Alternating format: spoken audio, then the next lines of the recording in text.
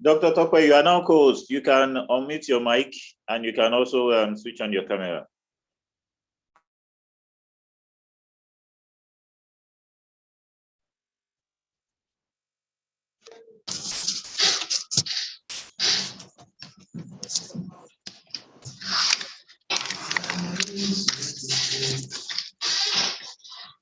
Dr. Moses, there is light in your background. Can you mute your mic, please? And unmute when you are ready.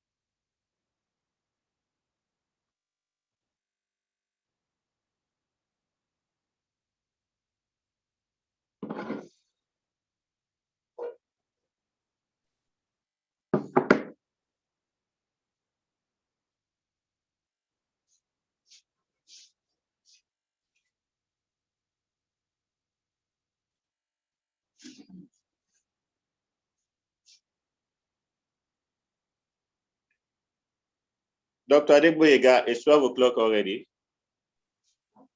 Welcome. Good morning, sir. Good morning. Yeah, thank you very much. Please, you can keep the camera on, Doctor. Yes, it's on. It's on now. Okay, good.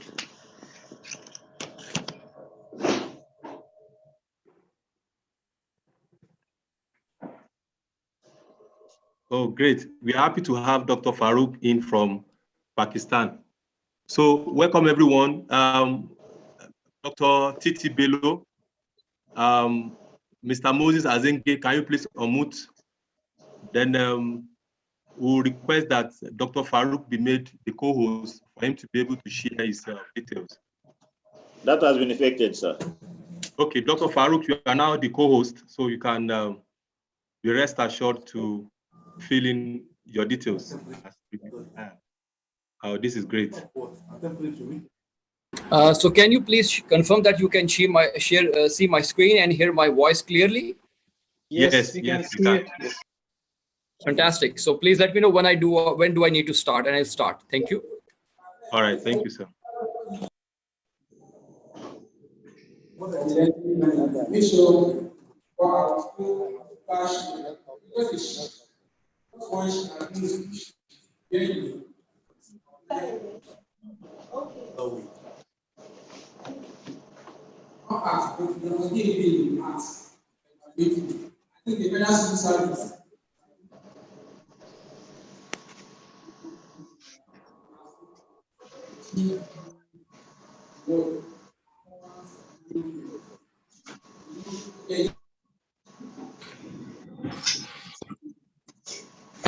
Hi, everyone.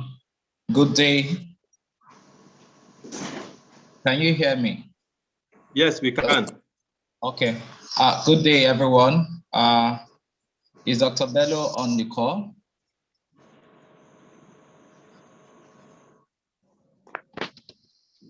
Dr. Bello, I think it should be here now. Dr. Bello? I can't find Dr. Bello right now. I don't think he's in.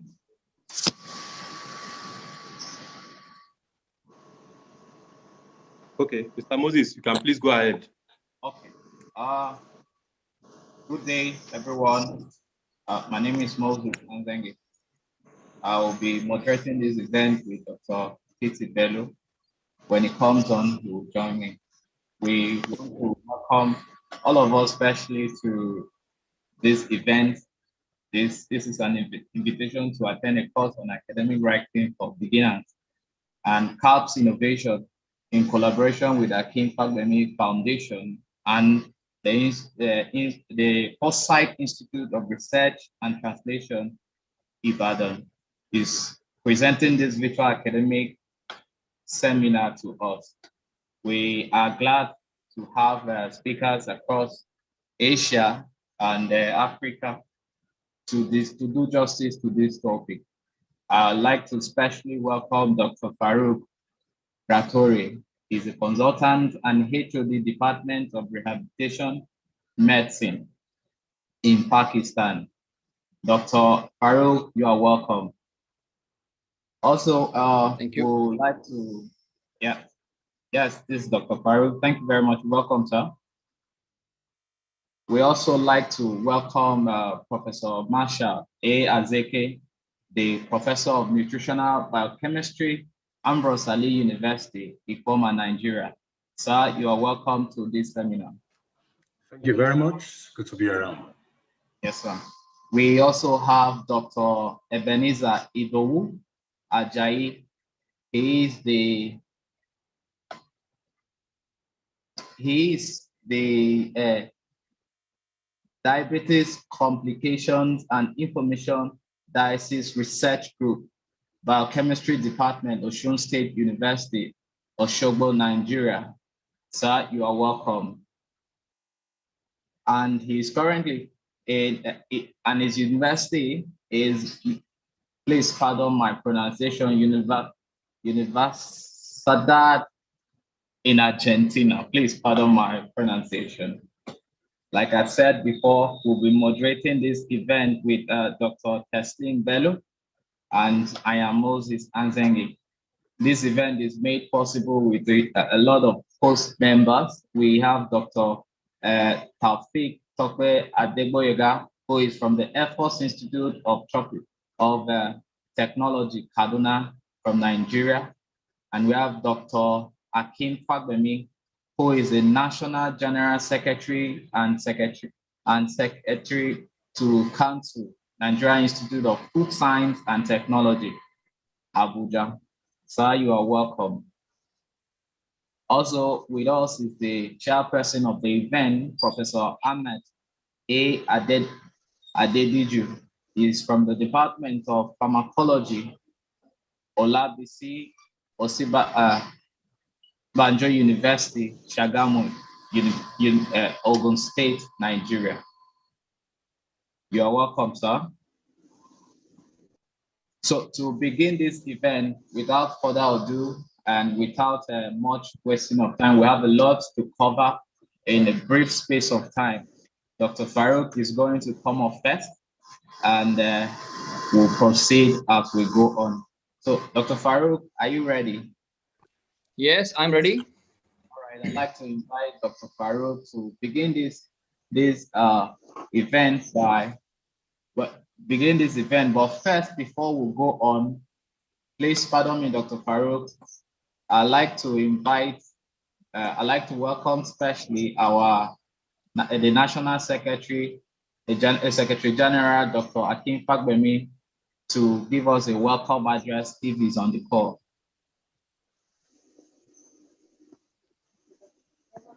Hello, Dr. Akin Fagbemi.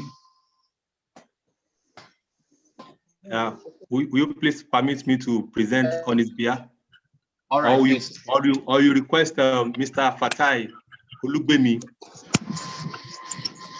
Okay, please, Mr. Fatai Olugbemi, can you give us a welcome address on behalf of Dr. Akin Fagbemi? All right. A very good afternoon, distinguished ladies and gentlemen. Can you hear me, please? Yes, we Yes, can. we can. All right. A very good afternoon. My name is Fatai Olugbemi.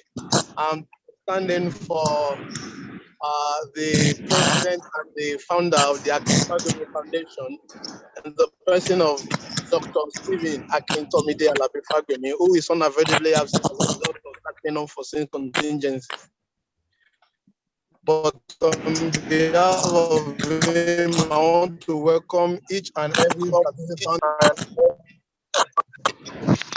And I want to believe that this program will definitely contribute in no small means to the betterment and the academic upliftment of all the participants the world over. I welcome all our friends from India, from USA, from UK, and all other countries, and also here in Africa. I want to believe strongly that all necessary logistics have been put in place to ensure a seamless program. And I want to assure you that on our part at the Akin Fagbemi Foundation, we are going to do everything humanly possible to ensure that this event reaches that communities and very, very useful deliberations are reached at this program. I appreciate you all and I wish you fruitful deliberations. Thank you very much and God bless. Thank you very much. Thank you. It is also to say that Dr. Akin Fagbemi is the National General Secretary of Nigerian Institute of Food Science and Technology. It so happens that today is also the World Food Safety Day, and the topic has been that being on safe foods today for a healthy tomorrow. The UN has estimated that about 420,000 people around the world die every year after eating contaminated food, and children under 5 years of age carry 40% of foodborne disease burden, with over 125,000 deaths a year. This is very serious, and this event is also in collaboration. Is in collaboration with this, marking this event. We believe that most of our scientists who are here and are publishers of safe foods across different journals will learn today to do the work. Without further ado, we also want to welcome every participant on this attending this seminar across the world, from Pakistan, from Mali, from Uganda, from the US, from Ethiopia, from wherever you are listening to us. We want to especially welcome you and would say, do have a great time learning and contributing even to the success of this event. Thank you everyone for joining us. We will now call on Dr. Farooq to begin his presentation. Dr. Farooq, you have the floor. Thank you very much. Bismillah and welcome everyone. Good morning, good afternoon, good evening, depending on the time zone from where you are listening to this presentation. I'll start off this program with a brief presentation on Beginner's Guide to Academic Writing. Can everyone please mute their mics so that I can continue? There's a background noise. Thank you. So before I start, a little bit of a disclaimer. There's a lot of background noise. If you can kindly.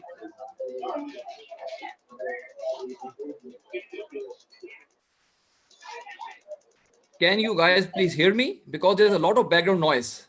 Well, we can barely hear you. It's very faint. You can hear me clearly? I can hear you clearly. Okay, so colleagues who have colleagues who have mentioned that they cannot hear me clearly, probably they need to check their own internet connections, because I would like to start in order to finish on time. So hello, please, yeah. Can all participants, can the organizer mute everybody, please? Well, go there I'll now. wait for a couple of seconds, please. Mute.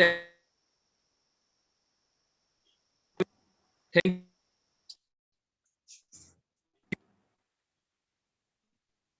Simply write yes in the chat box.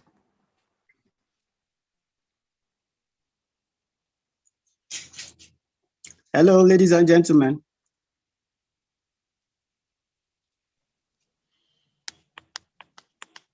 Okay, yeah, you can hear me.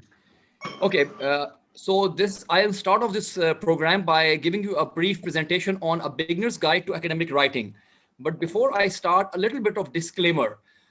Please remember, there's no one way that can be described as the right way. And whatever I'm going to share is actually based on my own personal experience of working in a developing country with limited resources. And I hope that whatever resources I share, you can relate with my own struggle and the struggle of my colleagues. And hopefully you can integrate all these resources in your own practice and become a better medical writer and researcher and someone who can publish in an international biomedical literature. Because of the globalization of research and knowledge and a better and easy access to internet and online resources and different program requirements for the master, bachelor and PhD programs and a general realization of the value of engaging in research and writing, there has been a paradigm shift in biomedical research and writing in the lower middle income countries. There was a time that most of the biomedical and other kind of scientific research was done either in Europe and Northern America. But nowadays, because of global collaboration, even people sitting in developing countries like Africa, Asia, and other parts of the world, they are involved in national and international collaborative research. And whenever you use the word research, actually everyone gets excited. So whether someone is a student, someone is a resident or a master degree program student, or he or she is a faculty member, they get excited, and they think they are going to publish and write an article within a couple of weeks to months. But excuse me, Dr. Farooq. Excuse me, Dr. Farooq. Questions like, so how you are going to start off with the research? Please share your screen. Please share your screen. Yes. Please, my screen is shared. Please check your own connection because the rest of the participants are okay with the presentation. Yes, yeah. Dr. Farooq is sharing his screen. We are seeing the screen. We can see your screen, Dr. Farooq. Please continue. If someone, if someone has a problem, please write it in the chat box and organizer can guide you, because I think individual people have issue with their internet connection, but most of the people can listen to me clearly and they can see my presentation well. So I would like to go on in order to finish on time. So as I was mentioning, if you ask these enthusiastic people that what is the process of research, how you're going to get yourself a mentor, how you're going to go to a research article, how are you going to hunt for full text, and how are you going to publish and then choose a target journal, most of them would be confused. So my aim today is actually to share with you certain resources which can help you in your academic writing. And what I'm going to discuss today, again, I'm going to keep it simple and it would be focused on these 4 things.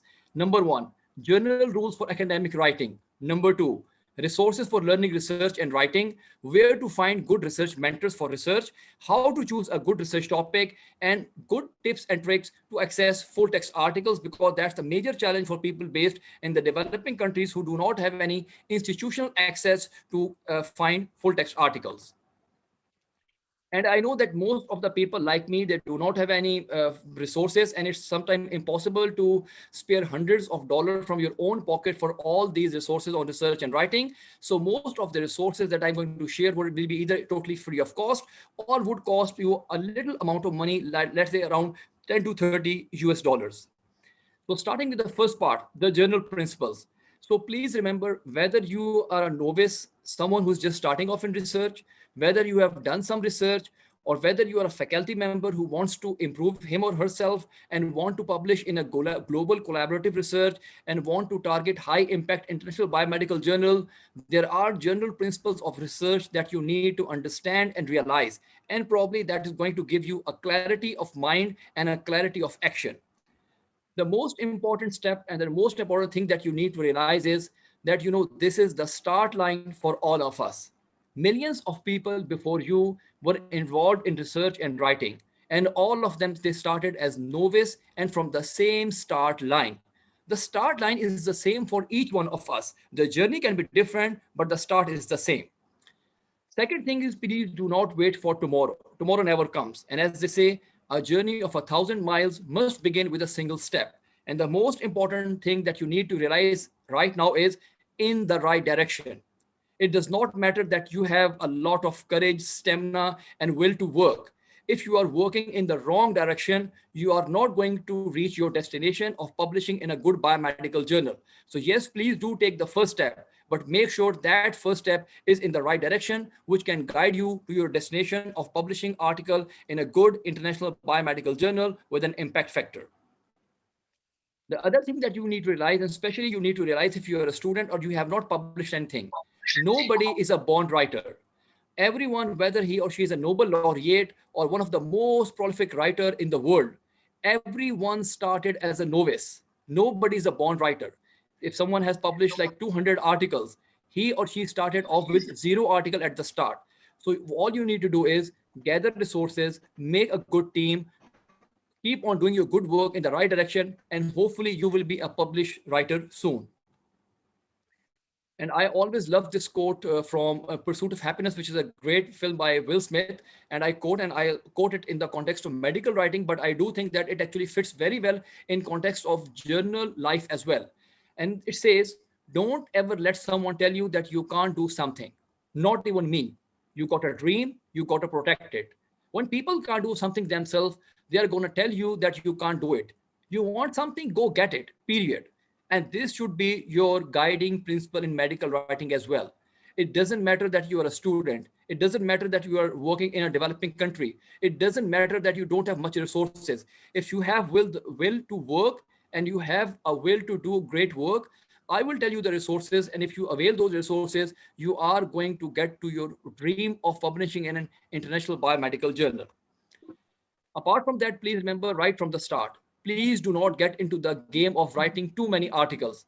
It's great to have 200 articles, but you need to focus on the quality and not the quantity. So please, even if you publish less, but you publish better in high impact journals and your articles get quoted and cited and discussed all around the globe, it is something that you should look for instead of simply churning out low quality articles that nobody reads or nobody references. If you have an idea so far that what I want to say, probably it's a time that you need to read this quote. A goal without a plan is just a wish. Now, what could be your goal? Your goal is to publish in a high impact journal, and you have to come up with a plan. In the next 20 minutes, I cannot actually cover every aspect, but I'm going to highlight and I'm going to share certain important principles and certain important tools that can help you become a better writer or a better researcher. The first thing is, please learn research and writing. It doesn't matter that you did not get any formal education and training in research and writing. We are living in the 21st century where almost each one of us has access to global resources in form of internet. So as an adult, it's your own responsibility because the principle of self-directed learning says that you are yourself responsible for your own learning, and you have to expose yourself to more knowledge and get training that can help you in becoming a good writer and researcher. And I'm going to quickly go through a couple of them. And the most important are the MOOCs. MOOCs stand for Massive Online Open Access Courses, and most of us are already familiar. The largest MOOC provider in the world right now is Coursera and edX. I'll pause here for a couple of seconds, and can my participants please write down in the chat box if they have done any courses on Coursera and edX. And if you have done any courses, please write yes. And if you can share the number of courses that you have done, that would be great. So I'll pause here for a couple of seconds. Not done. Okay. No. Okay. Yes. Okay. So how many of you have done online courses on Coursera edX? Just want to know so that I can move forward. Okay. Okay. Dr. Farooq, kindly hold on, please. Okay. Sorry for interjecting. Please, I'll hold on. Some people are trying to unmute themselves repeatedly. And please, whoever is yanked out of the Zoom can go and join via YouTube, please. They are disturbing the meeting. Can they mute themselves, please? No, they let Probably you can mute everyone again, and then I will unmute myself. Probably it would work.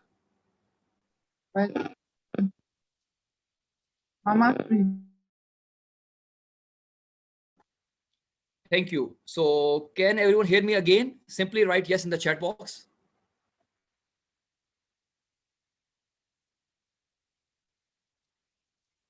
Fantastic. Okay. So Coursera and edX are MOOCs, massive online open access courses. And as you can see, these are the platforms those which collaborate with global universities like you can see the list. For example, Oxford, Harvard, Chicago, UCLA, the top tier universities in the world. And these universities, they host different courses and they're like actually thousands of courses available on this platform. And as you can see, many of these courses, they directly relate to research and writing.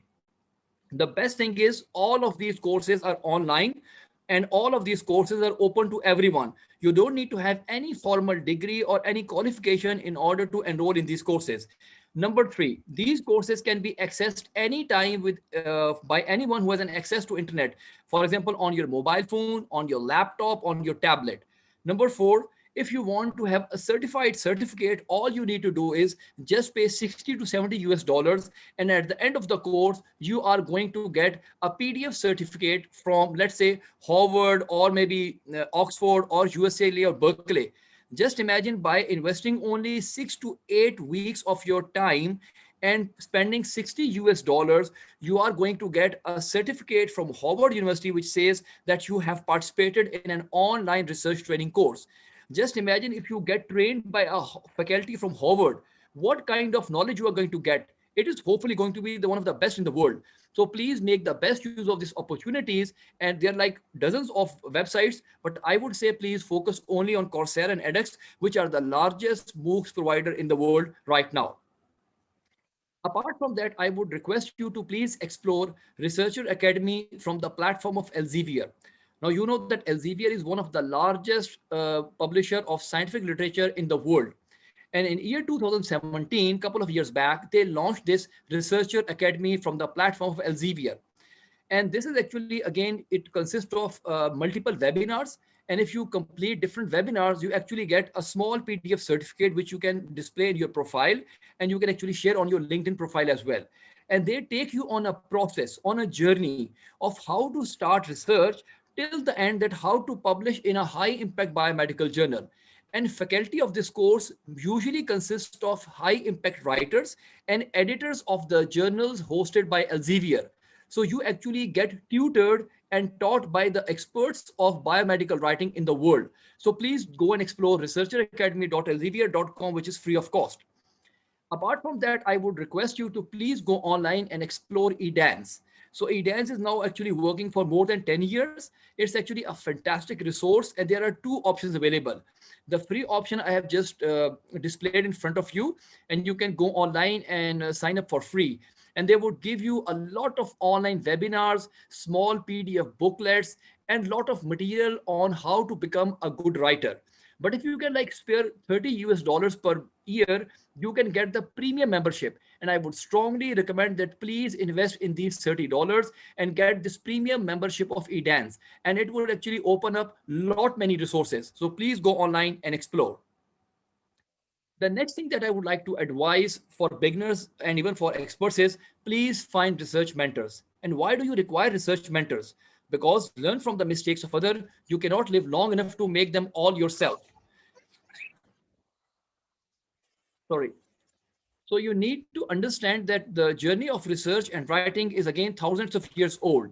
Millions of people have passed through the same path before you and me. It would be great if we can learn from their mistakes and rectify ourselves before we actually make the same mistake again. And the second thing is, if I have seen further records by standing upon the shoulder of giants, please remember that people who support us, our teacher, our supervisors, these are the people who provide us with the shoulder that allow people like you and me to speak up, to progress in life, and to publish in high impact journal. The challenge is that how to get a good research mentor. And please remember, there's a lot of difference between a formal supervisor and a research mentor. Sometimes a supervisor is simply the one who is assigned by your own university and institute to guide you for your master's thesis or your PhD program.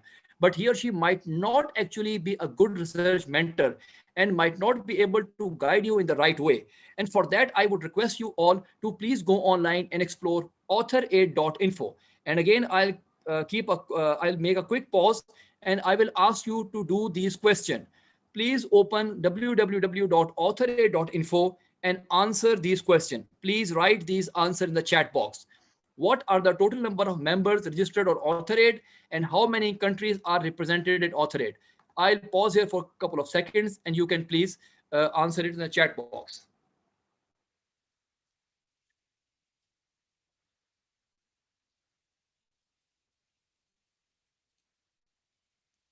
What are the number of members registered on Author8 and how many countries are represented in Author8? Please write your answer in the chat box.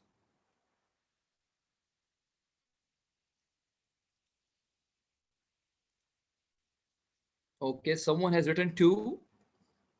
Anyone else? It is all written on the front page of Author8. So go online on author8.info and answer this. 20,000. Thank you, Muhammad Ismail. 20,000. Excellent. 20,000. Thank you. And how many countries are represented on Author8? Excellent. 175 countries. So thank you very much for these answers. So the answer is there are around 20,000 registered members on Author8 and they represent around 175 countries of the world. Pause for a moment and imagine the collective wisdom that is available online for you for research collaboration. And please remember, a single person wisdom can never ever match a collective wisdom. And this wisdom which I'm talking about of Author8 comes from different parts of the world. There are people who are very experienced. There are people who are mid-tier. There are people who are novice. There are people who want to be mentors, who want to teach others. There are people who want to be mentees. They want to get knowledge from others. So it's an excellent resource, and I would strongly recommend that after this presentation, please go online and explore. And you can see they offer you mentoring, they offer you online courses, they offer you funding, and their resource library is free of cost and has hundreds of resources on different aspects of research, writing, biostatistic, and research communication. So please go online and explore Author8 and get yourself a good mentor from this platform. The next question is that whenever you are going to do research, whether as a novice, as a starter, or as an established researcher, please take out some time and always choose a good research topic and question. Do not simply reinvent the wheel. Try to do something innovative. Try to do something that can make a difference in your own community, society, in your patient's life. And I will give you some couple of ideas how to choose a good research topic. And the first stop for, at least for biomedical researchers, should be clinicaltrials.gov. And as you can see, as of today, this website has around 380,000 research studies from 220 countries of the world. Again, the value of collective wisdom. I'm not saying that all of the research of the world is present on this website, but most of the high quality research and specifically clinical trials, human clinical trials, are available on clinicaltrials.gov. And the second thing is, for people who are interested and plan to do a randomized control trial, please remember it is mandatory to register your randomized control trial on a clinical trial registry before you start data collection. And one of the clinical trial registries is clinicaltrials.gov. And again, it is free of cost. Again, a small task for all of you. Please visit www.clinicaltrials.gov, enter Nigeria in the country tab, and answer these 3 questions. What are the total number of studies registered from, sorry, not from Pakistan, from Nigeria? What is the name of the study on serial number 5? Is it complete or still recruiting participants? Come on. And please answer in the chat box. www.clinicaltrials.gov, enter Nigeria in the country tab, and answer what are the total number of studies registered from Nigeria, not Pakistan. And what is the name of the study on serial 5? You can copy paste that. And is it complete or still recruiting participants?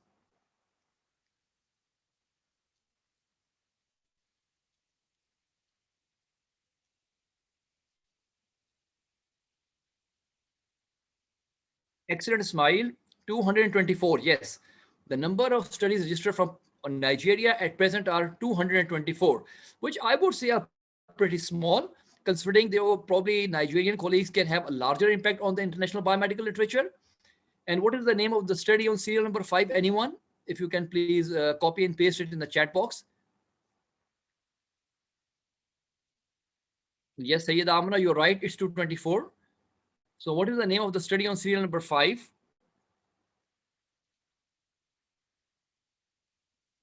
Excellent. Professor Marshall has correctly identified improving the outcomes of community-based management of acute malnutrition. And this study has been completed and not recruiting patients anymore.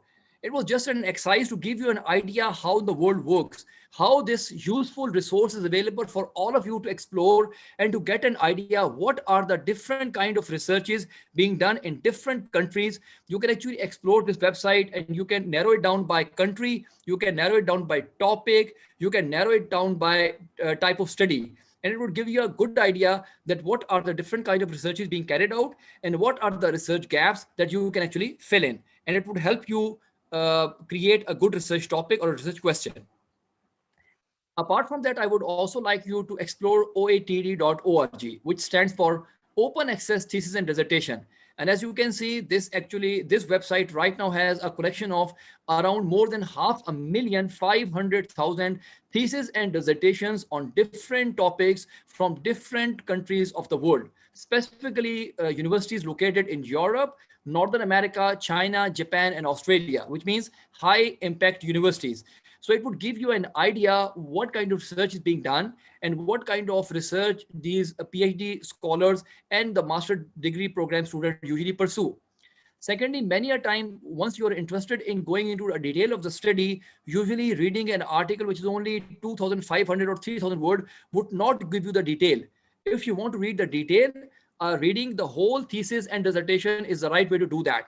And OATD is going to give you an option to download these thesis and dissertation and then scan them and you read them and get good ideas.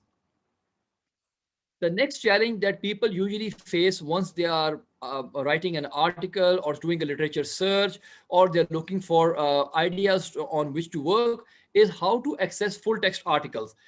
Unfortunately, still in the 21st century, many journals have paywalls. Paywall mean that you have to pay a lot of money, somewhere between 30 to 75 US$ in order to access PDF of a single article.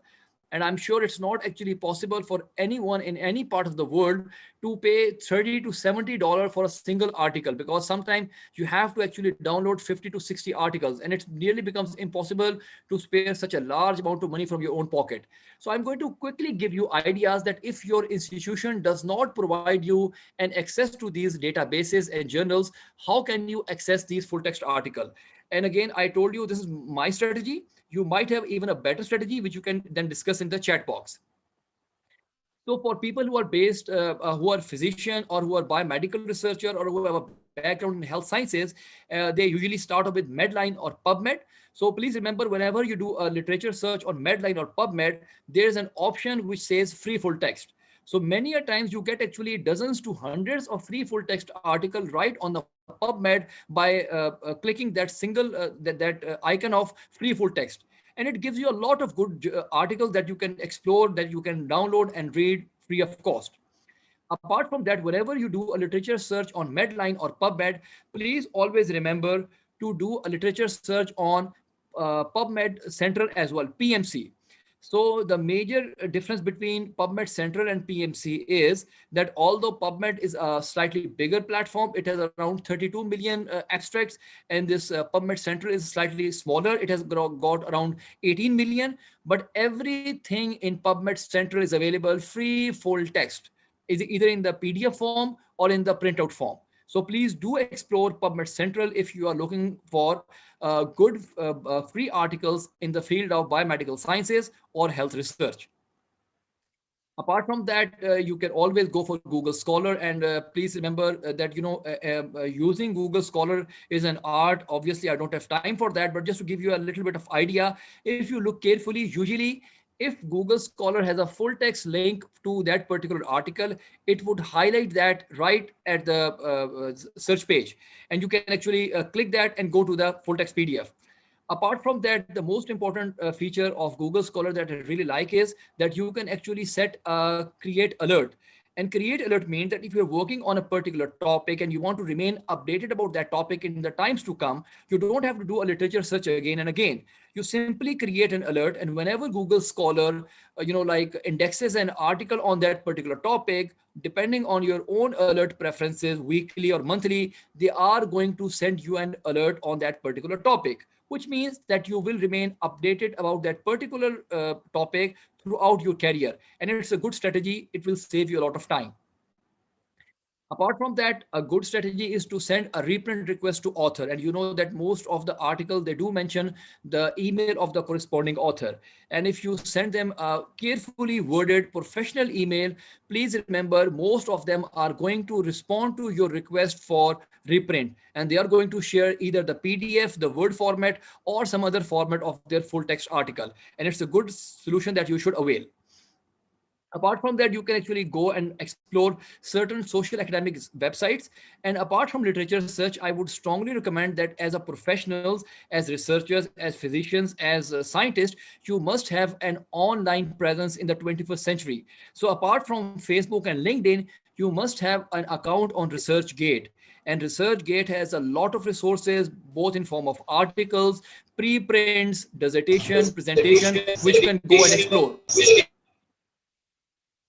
Apart from that, you can also explore academia.edu. And as you can see, around 15 million people all around the globe are part of academia.edu. And it offers you two kinds of subscription, the free one and the paid one. So if you really feel you need the paid one, you can upgrade by paying probably $100. Otherwise, the free version is good enough and can help you download a large number of articles. Other option is a very good option is unpaywall, and I would strongly recommend go and explore and install this unpaywall in your own phone. So basically, unpaywall, what it does, if you search for an article, and if the article is available free full text, it would give you a green icon on the right middle corner. So the green icon would mean that there is full text PDF available, and you simply click that green icon and the full text opens up. And if there's no green icon, or the icon is of gray color, this means that the free full text is not available and you have to go for some other option. Apart from that, there are certain controversial, or what they call the gray areas. And I agree there's a lot of controversies behind these things, but as someone based in developing countries with no to little resources, I would admit that I actually use these resources a lot, and many of my colleagues have been using them, and we do have our own justification for using these resources, but these resources do help. So one is this Twitter hashtag, which is known as Akin has PDF. So if someone is on Twitter, and a lot of academician, scientists, researcher, writers, actually they have a very active Twitter presence. Twitter is a microblogging website. So as you can see by this screenshot, so if you need an article and you cannot get your article from anywhere, so you simply put a request for that article on Twitter, and you put in the hashtag Akin has PDF. And usually, I have tried this myself, usually someone in some part of the world who has access to that article through their own institute and library, they would send you the free full text via email or DM. So please do try that.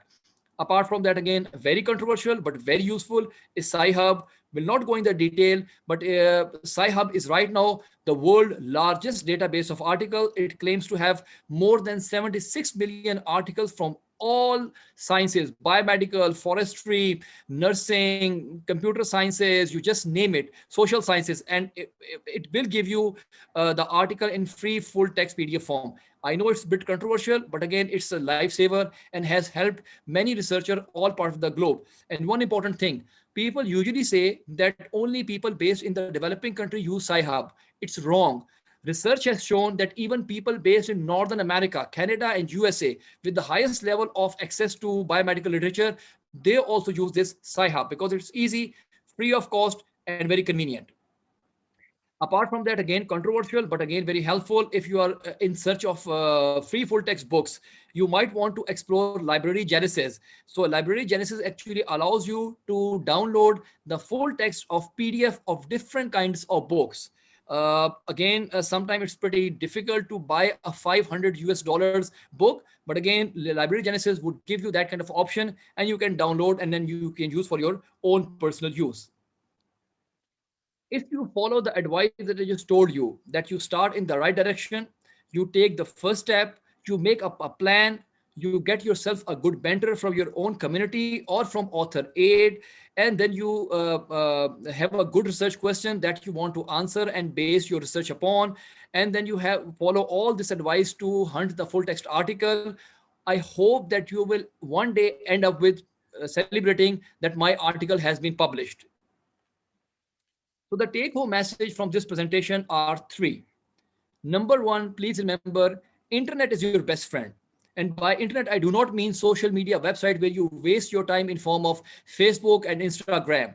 What I mean that I just told you resources, excellent free of cost resources that can help you become a good writer and researcher and a scientist.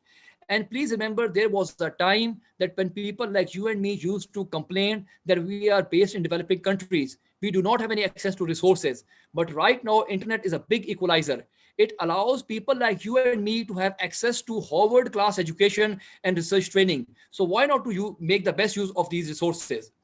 But at the same time, please remember, it does not matter how many resources you have. If you don't know how to use them, it will never be enough. Unfortunately, many free full resources are available online. But my colleagues, they prefer to waste their time on social media websites instead of doing courses and connecting to researchers on author aid. So food for thought, do not waste your time. Our time here is limited. And last but not the least is, there are only two ways of spreading light, to be the candle or the mirror that reflects it. I request that, even if you have gathered one or two important things from this presentation, please go in your own department and communities and share those with your colleagues so that everyone can learn and grow. Because whatever we possess becomes of double value when we have the opportunity of sharing it with others. Sharing is caring, and this is how we evolve, and this is how we have survived, and this is how we are going to go forward. So thank you very much. If you have any question, comments, or addition, or you need a copy of the presentation, feel free to email me at Farooq Rathore, or for the video recording, you can later on visit my YouTube channel, youtube.com/Dr. Rathore. Thank you very much. I'm done. Yeah, thank you very much, Dr.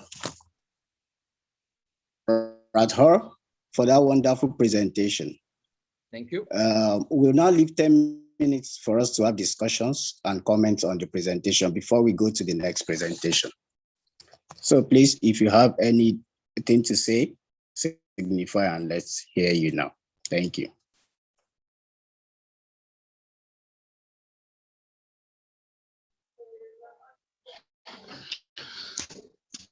Thank you very much for the good presentation by Mr. Farooq. But I would like to ask, sir, please, can we have access to some of these materials after the seminar?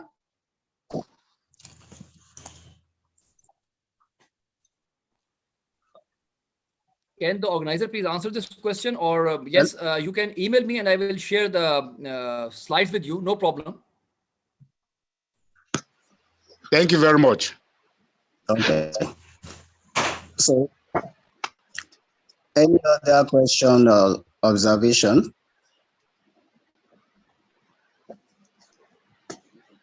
So I will thank Dr. Rathore for that wonderful presentation. And we are going to move on to the next presentation. Sorry, I have a question, please. Hello, sir. Hello, who has the question? Hello? Please go ahead with your questions. Yes, sir. I want to find out. Is that Collins aided? Sorry, thank you, Dr. Farooq, for the wonderful presentation. My concern is this: some of these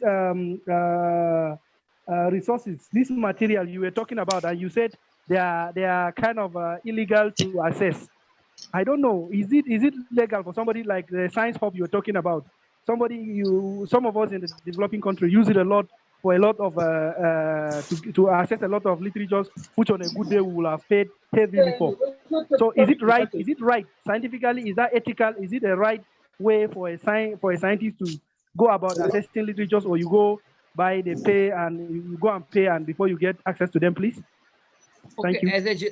Okay, thank you very much for this question. It's an important question, and I often get asked this question.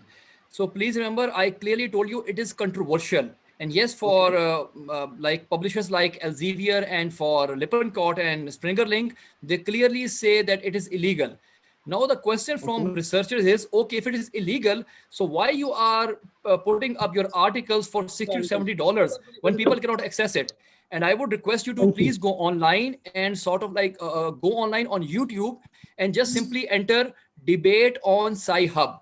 So there are actually debates available between different academic people and professors, in which one is giving arguments in favor of SCI-HUB and the other person is giving arguments against SCI-HUB. But one thing is very clear. It is all about supply and demand. If I cannot get access to an article, I have to do something. I'm sorry, but I'm not going to pay for $70 US for one article. So what option do I have? So if SCI-HUB is the answer, I'm sorry, but I'm going to use that. Thank you, sir. Thank you, sir. Very informative. Collins Edit, please. Okay. Good afternoon, everyone. Mine is not Switch on your video. Edit. I'm in a public setting. I can't actually do that now. Okay. Please. Go on. All right. Mine is not really a question, but a contribution. First of all, for the book, I thank you, Dr. Farooq. Apart from Library Genesis and SCI-HUB, I think I can also recommend Book SC for downloading of books. It is very helpful.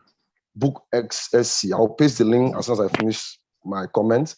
Then also for young researchers, I think you also have to stress the place of patience. Patience is very necessary because a couple of young persons from this part of the world want to write research today and finish tomorrow and get it published. So please, you stress, I am also going to stress the place of patience because some of these high impact journals might take time, might also delay you, and some of us are always in a hurry. I don't know where we are hurrying to. So I'm also stressing that you young persons coming up should understand the place of patience. Then you should also understand that your rejection of your paper, potential rejection, because it might surely come up, they reject your paper along the line. If your papers are rejected,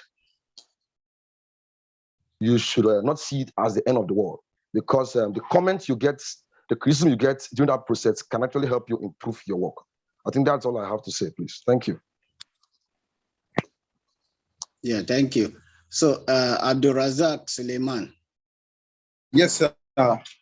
My name is Abdulrazak Suleiman from the University of Maiduguri here in Borno State. Hello, can you hear me? Yes, we can hear you. Please go on. Go on, please. My question is on predatory journals. We do receive email from journals that want us to submit our manuscript for publications. I don't know if you can make some more clarifications on how to go about this, because sometimes we feel like publishing our works, at the end of the day, we find out that those journals are not acceptable in our universities. Please, what advice can you give us in this sense? Thank you very much.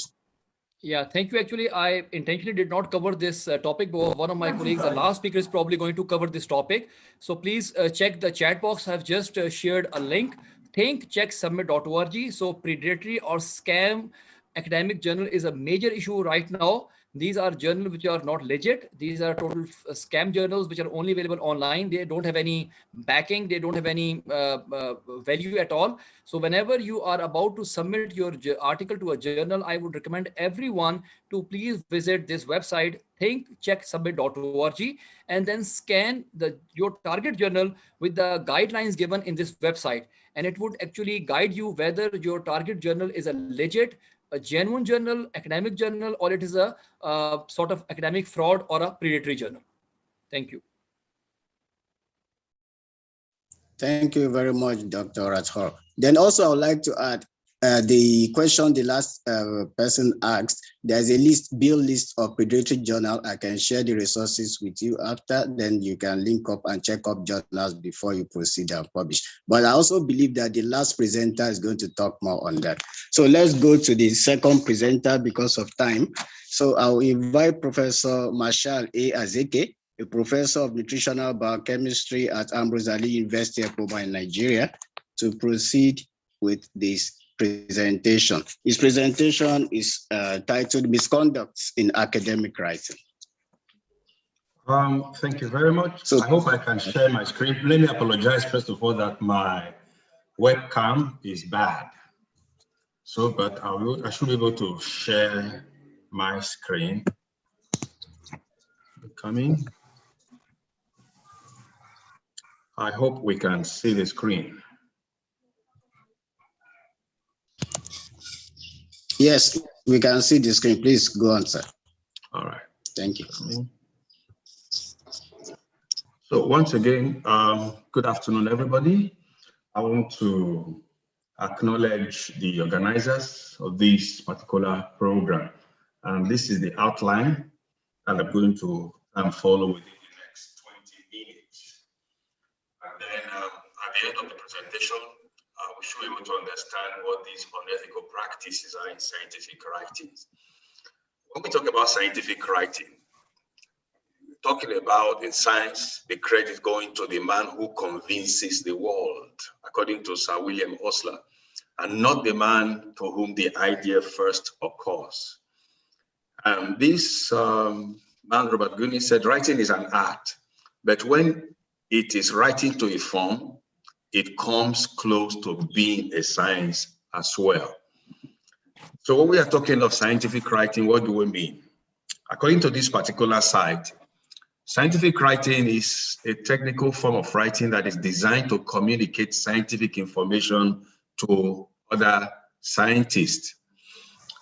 In the academic environment, it's very important that we publish, just like the first speaker has told us.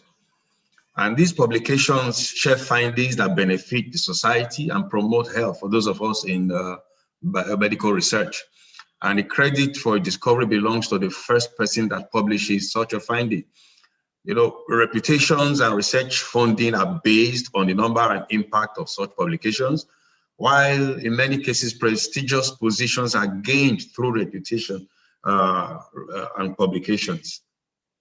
Now coming to the main topic, which is the misconduct in scientific writing. Albert Einstein said that most people say that it is the intellect which makes a great scientist. He said they are wrong. It's actually character. And when character is missing, then misconduct comes into play when scientists want to publicize or publish their research work. This is the popular, the 3 FFPs in research misconduct, which manifest themselves in the writing: falsification, fabrication, and plagiarism. Falsification is the manipulation of research materials, manipulation of equipment, processes, or changing or omitting research data or results, such that research is not accurately represented in the research record. Then fabrication is making up research data or results and recording or reporting them. Then we come to plagiarism, which is the appropriation of another person's ideas, processes, results, or words without giving appropriate credit. I want to combine, in this part now, I want to combine falsification and fabrication. When we talk about falsifying, you're talking about cooking research data. Data that are not product of scientific research. They're just the figment of somebody's own imagination. And then as part of this falsification and fabrication, when, plagiarism can come under it, but we'll look at that in details very soon. And then this unauthorized use of confidential information in connection with one's own research. And then you fail to present data that contradicts one's previous research. And then overlooking others' use of flawed data or questionable interpretation of data. Maybe as a mentor, your mentee gives you a data and you know that this data is flawed. You know there's a problem with this result, but because you are in a hurry to publish, you just overlook such flawed data or such questionable interpretation of data. We'll see such questionable interpretation of data soon, and you overlook such. This is misconduct in scientific writing. In some cases, you find some persons publishing the same data in 2 or more publications. Sometimes when I'm invited to assess publications of candidates for readership or professorial candidates, I do take note of such things. When you read through an earlier publication, you find that the result presented in that publication is repeated or recycled in another publication. This is misconduct. Or when you inappropriately assign authorship. You know, we have ghost authorship, we have honorary authorship. Maybe if time permits us, we'll also look at this type of misconduct. And when you also withhold details of methodology or results in papers or proposals, and then somebody mentioned predatory journals. Because of this publish or perish mentality, people are in a hurry. Somebody asked just now, where are we hurrying to? People are in a hurry and they are ready to pay $100 to get their papers published immediately. And these journals don't carry out good, thorough reviews. You can submit an article today, a manuscript today, and the manuscript is accepted immediately and is published the next day, as long as you're able to pay the money. This is bad business for us in the academics. So we have been given resources to help us determine journals that belong to this category so that we don't fall into them. And they're using inadequate or inappropriate research designs or dropping observation, data points from analysis based on gut feeling that they're inaccurate. You know, my own mentor in my undergraduate and MSc days used to tell me that when you get any result that is contrary to popular opinion, don't discard it. You may be discovering something new. Bring it out. You already had an idea that your experiment is going to follow a particular trend. But while carrying out your own experiment, you observe that it didn't follow that trend. When I was doing a course in statistics, I was told that don't believe any statistical result except the one that you did yourself. Don't believe any data except the one that you generated yourself. You find methods in literature, by the time you try to adopt this method, you are not getting, often working under the same condition, you're not getting the same results that are reported in those literatures. Don't discard them. You may be discovering something new without knowing. So you don't drop observations or data points because you regard them as inaccurate. We've had experiences in this regard in the past. And then where a researcher is not able to keep appropriate record relating to research project. When you send out a paper for review in a good journal, they may request or require more information. And because you have not kept appropriate record, you have problem providing those information. I used to tell my students, keep a diary. Once you are working with me, keep a diary of everything you do. You woke up at 5 a.m. today, take note of it. You brushed your teeth at about 6 a.m., the breakfast you had, when you arrived in the lab, the things you did in the lab, you just sat down, you were chatting with your friends, take note of everything. You cannot tell how important this information can be to you later when you are writing or when you're trying to interpret the data. I learned this because even my own PhD supervisor then in Europe told me, if I wake up from the right side of the bed, I should take note of it.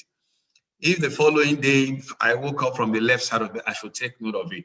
All these are important. You can't never tell how you're going to need them.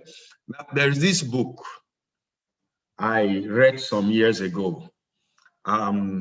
Someone has tried to translate it, but not too accurately, called it How to Confuse with Statistics.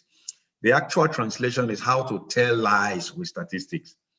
In the book, there's a statement that you have lies, you have big lies, and you have statistics. And this same book, where it was written, don't believe any statistics except the one that you did yourself. Don't believe any data except the ones you generated yourself. And you see the way people misinterpret data. Take this particular figure from the book. This could be the trend in the stock market, starting from 0 in the y-axis. You'll see between 100 and say 105, you see the fluctuations, the changes. But you can now decide to present your data showing the responses of your parameter between 100 and 105 only. And then somebody seeing it will now begin to look, oh, significant changes taking place. And then make interpretations based on that. This is a wrong way of presenting information. And we find it a lot. You use statistics, you use diagrams to suit what you want to do, not because you want to bring out the actual information. And also in this book, there's an information. It says, for example, in a particular study, 99% of all people die in bed. Yes, from the country where this study was done, the patients were sick. They were taken to the hospital. They were given bed. They died. Apart from the few that died, the 1% that died maybe in accident or some other place outside the hospital environment or house environment. So, but if somebody reads this statement, it can be interpreted wrongly. 99% of all people die in bed. That could mean sleeping in bed is life-threatening, depending on how you present it. So these are different ways by which you can use statistics to confuse or to tell lies. Now we go to the main one, which is plagiarism. You are copying from a source without acknowledging it. You are presenting someone else's work as your own. That's plagiarism. When you take passages from the person's previous or without adding citations, or you are rewriting the person's work without properly citing the sources, or using quotations, but not citing the source of that quotation. For example, this list you can see I got from Wikipedia. That's the source. But somebody can present this point and just present it as his or her own point. That is plagiarism. Or you cite those sources inaccurately, or when you rely too heavily on other people's work and you fail to bring the original true into the text. That is plagiarism. How do you gauge plagiarism? I need to ask yourself, first of all, did you think about this idea? If it was your own thought, your own original idea, then it doesn't need citation. It's your thinking, it's your idea. If it is common knowledge, the sun rises in the east and sets in the west, then it's not, you can state it, but you don't need to cite any source for it, because that is common knowledge. 1 + 1 is 2. You don't need to cite it. But if it's something you did not think of and it's not common knowledge and you are stating it in your write-up, you must cite the source. Today we have different online tools to help us, check the level of similarity of our work with already existing work. I think the Association of, or the Committee of Vice Chancellors of Nigerian Universities just came out with one newly, which is free, I think, till end of July for everybody to use. After that, you start subscribing. You have the Turnitin and many others, Grammarly's and others that you can use to check the level of similarities between your work and a previous work.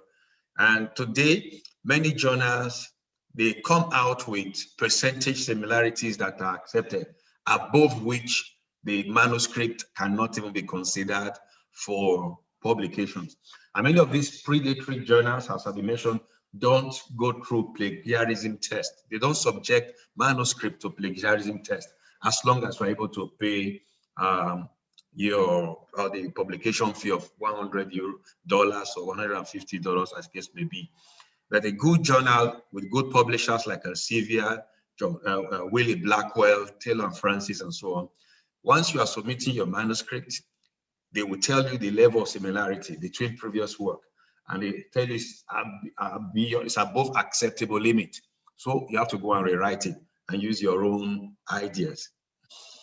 Then another area where you have a lot of misconduct is authorship. We have situations where persons who did not take part in a particular research work want to be acknowledged as an author in the work.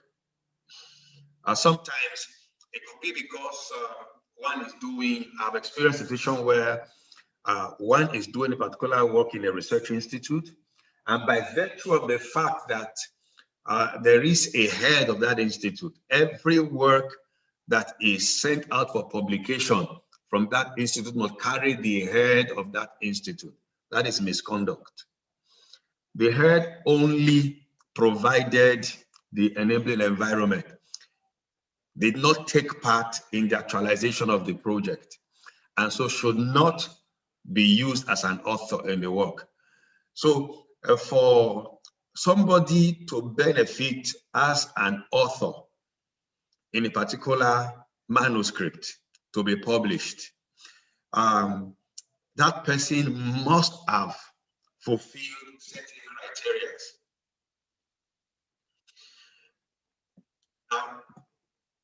The person must have made a substantial contribution to the conception and design of the project, acquisition of data, and analysis and interpretation of the data, or other substantial scholarly effort. Such a person must have participated in drafting and or revising the publication critically for important intellectual content. And such a person must have been involved in the approval of the final version to be published. So each author should have participated sufficiently in the publication to take public responsibility for the content. There are persons whose names appear as authors in some publications, and when maybe they are encountered in conferences, they are challenged, they can't provide answers.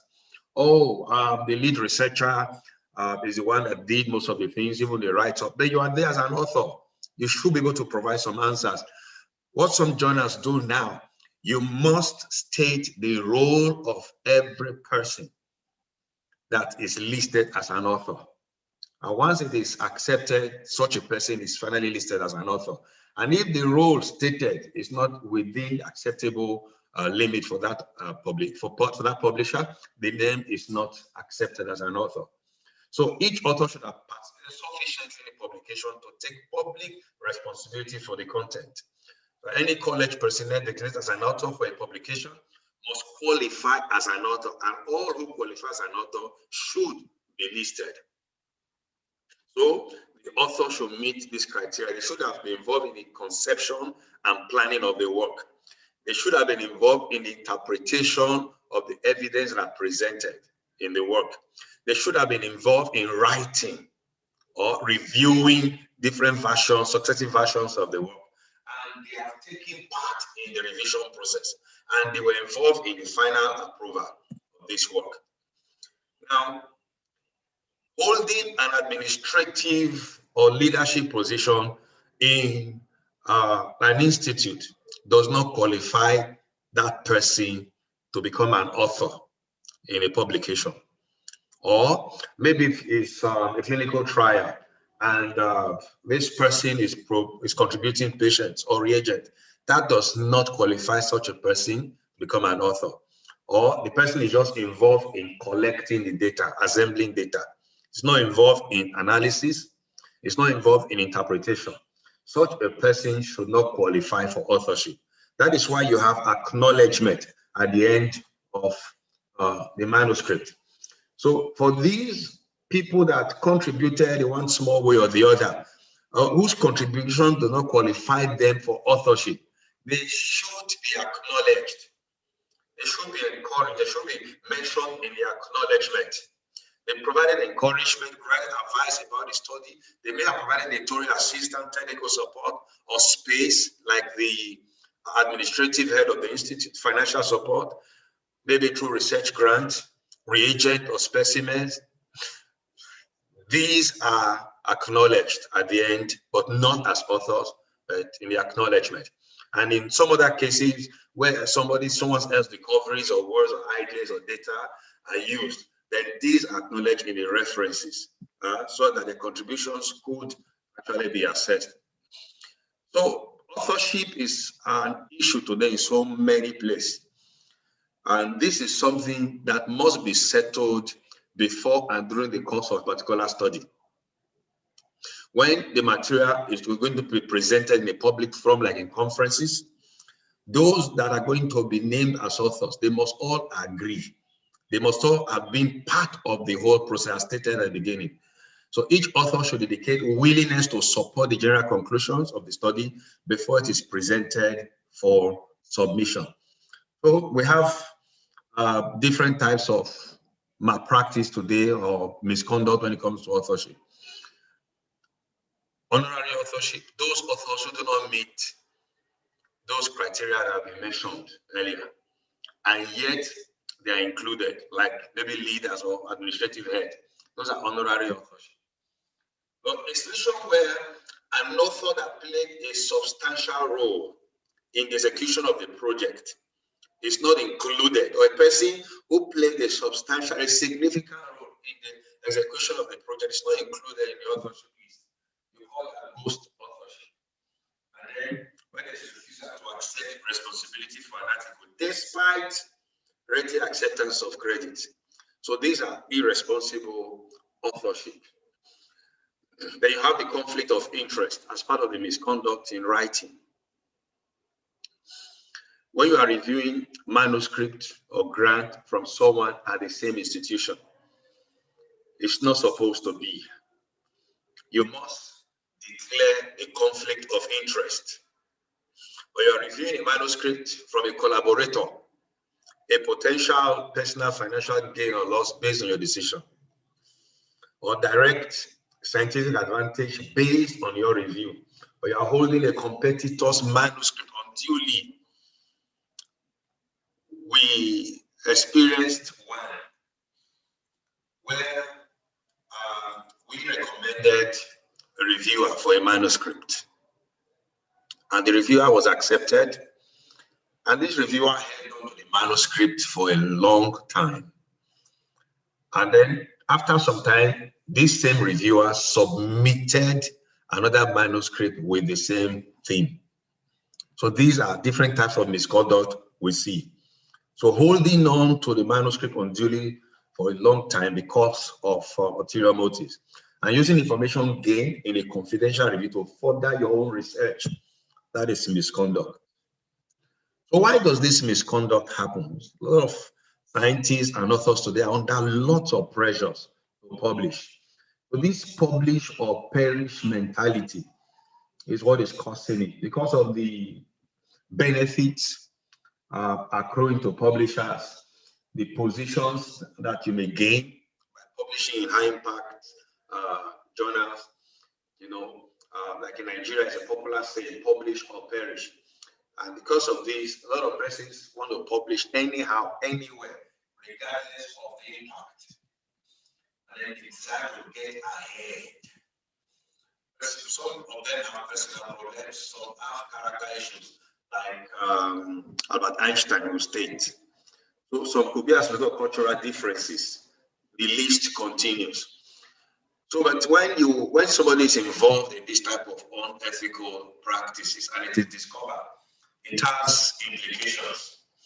There could be withdrawal of all that pending or unpublished papers could be retracted. We have had a situation during this COVID pandemic of a popular paper that was published in this British medical journal. And then the misconduct was discovered and the paper had to do a retraction. It was a big scandal. Or there is Chinese scientists that took credit for, what was it again? A stem cell research. When it was found to be a fraud, the problems that he encountered.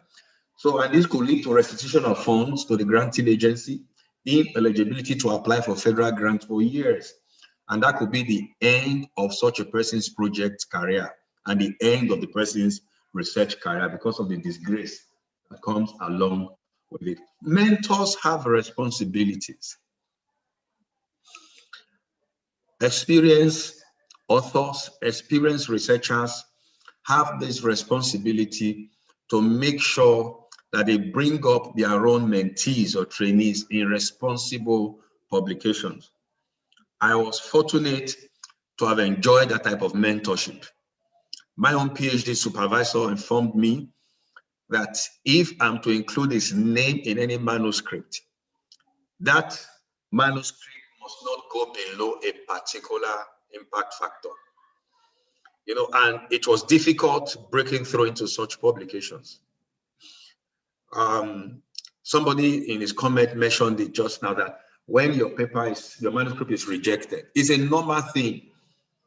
Some of us that have published in some of these good journals, sometimes we find that these manuscripts are rejected 2-3 times before it is finally published. And the good thing about submitting manuscript to reputable journals is that when they are rejecting your manuscript, they give you reasons why they're rejecting. And you use these reasons to improve on the manuscript. Send it to another journal. These other journals can also may give you reasons why they are rejecting the manuscript. Use those reasons to improve further on the manuscript. Submit it again to another journal.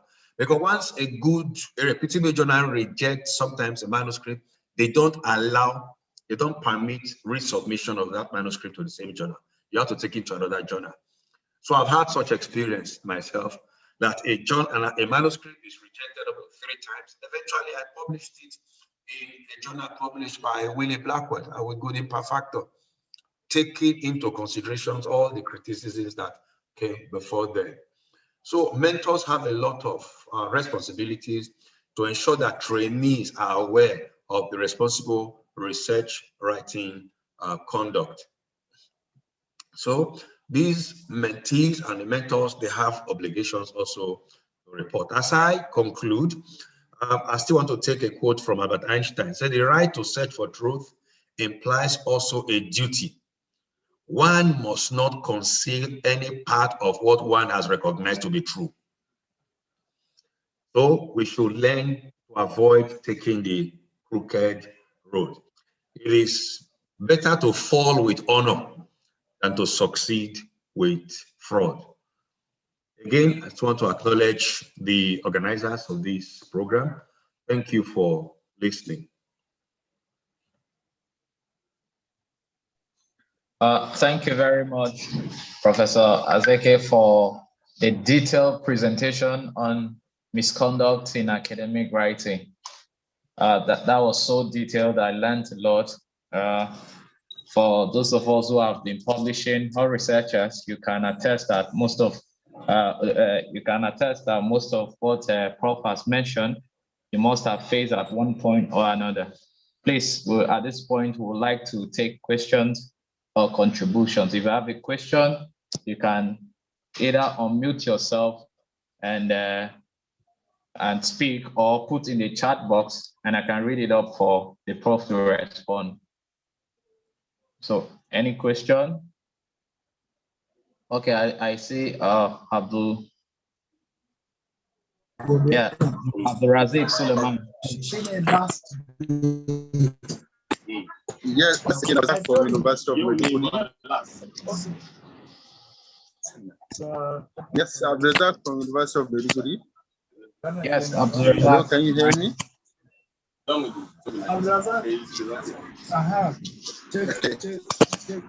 I was saying, the issue of plagiarism.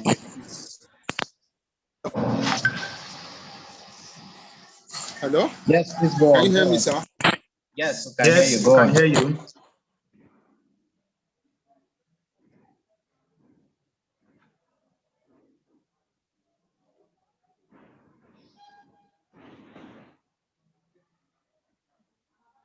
Hello, Abdul Razak.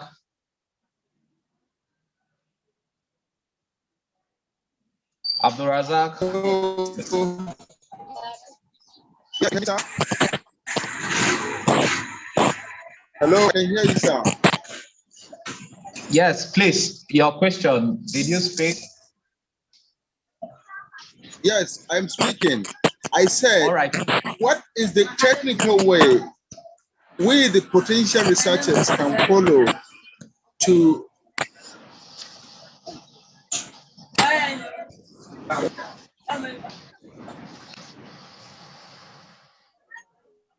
Prof, you may respond if you heard him. You may respond, Prof. I didn't hear him very well, but yeah, there are questions already in the chat. I can see some questions. Hello. Please type your question because we're having challenges with your connection. So type your question. Yes, meanwhile, we have some questions on the type. Prof, you want to go on? No problem. Okay. Can you hear me now? For me, okay. Abdulrazak, try and ask your question again.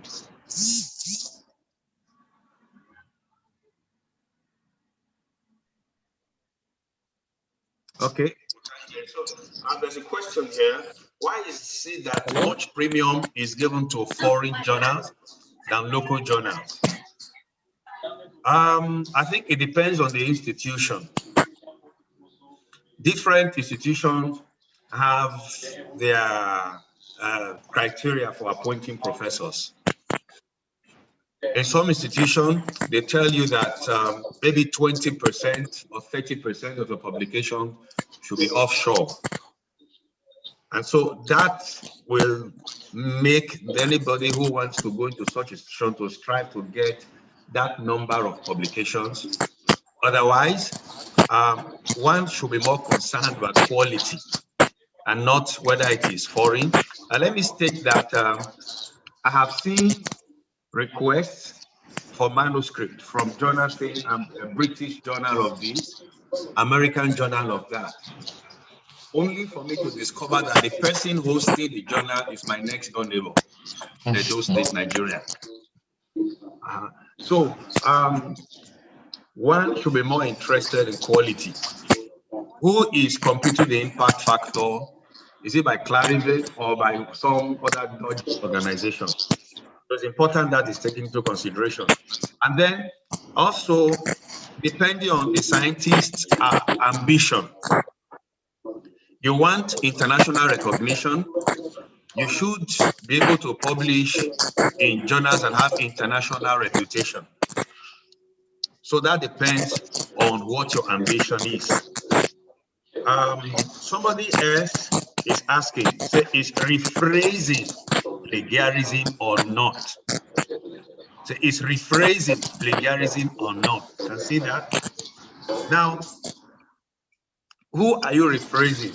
Are you rephrasing yourself in a publication, a manuscript, an article? You are rephrasing, you are taking a phrase or a quotation from a previous publication by yourself.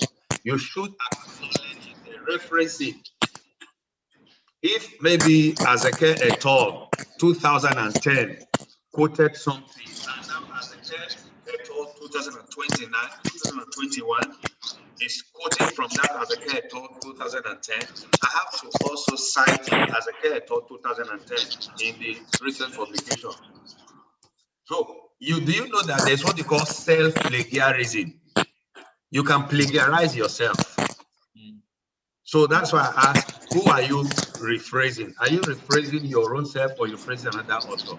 So, but you must cite the source, otherwise it becomes plagiarism. Those are the questions I can see for now. Let me check. Yeah, there are still some. Okay. Okay, somebody asked what's PI, and somebody answered principal investigator. So that should mean the co-PI is also yes, co-principal investigator. That's been answered already. Yes. So somebody asked again, can a researcher ask a paid writer to write an article for him? As if that person's job is just to write the article. It is allowed, but you put that person in acknowledgement because of somebody can be from a place where English is not the means of communication, and you want to publish in an English language journal, and you have somebody who is good in the language. You can give the person your ideas. You can give the person your manuscript in a language you understand, and that person can help you transcribe it into English, so good English, acceptable English. And there are paid services for such things today, not just somebody. There are even online agencies that can help you do English edition and all that. You pay for it. So once you have paid the person, you don't even need to acknowledge that person again. The only acknowledgement is the payment that you have done. But if it was a free service, you can now put the person under acknowledgement, not as an author. You should take note of that, please. Another question here, Prof. Who should be the first author in a publication? The PhD or MSc student or his supervisor? Now, I've been asked this question several times. Ethically, you take note of that term, ethically, a PhD candidate is doing work. Under normal circumstances, that idea for the work is supposed to have come from the PhD student. And if that's the case, then that PhD student becomes the first author in a publication from that PhD work. I don't expect a PhD candidate to just come and work as a lab technologist. Yes, there are cases, there are instances where there is a call for a project, fully funded project, and you are told this is the project. The PhD candidate must come up with an acceptable proposal for that project. And once that proposal is accepted, publications that emanate from that work should have the PhD candidate as the first author. We have cases where for BSc and MSc, where these candidates only just came and worked like lab technologists. They did not come in with any intellectual contribution. Even when it came to methodology, they had no contribution. They were given the methods. Under such a situation, the principal investigator, the owner of the project, should come as the first author. But even if as a master's student, you enrolled for a project and you applied for a project and you were accepted, it's expected that you have written the proposal that has been accepted. Under such a situation, you become a first author for any publication that emanates from that work. So we should take note. So that it depends on the role of the investigators in the research and the write-up. And this must be settled. That's one of the slides I showed.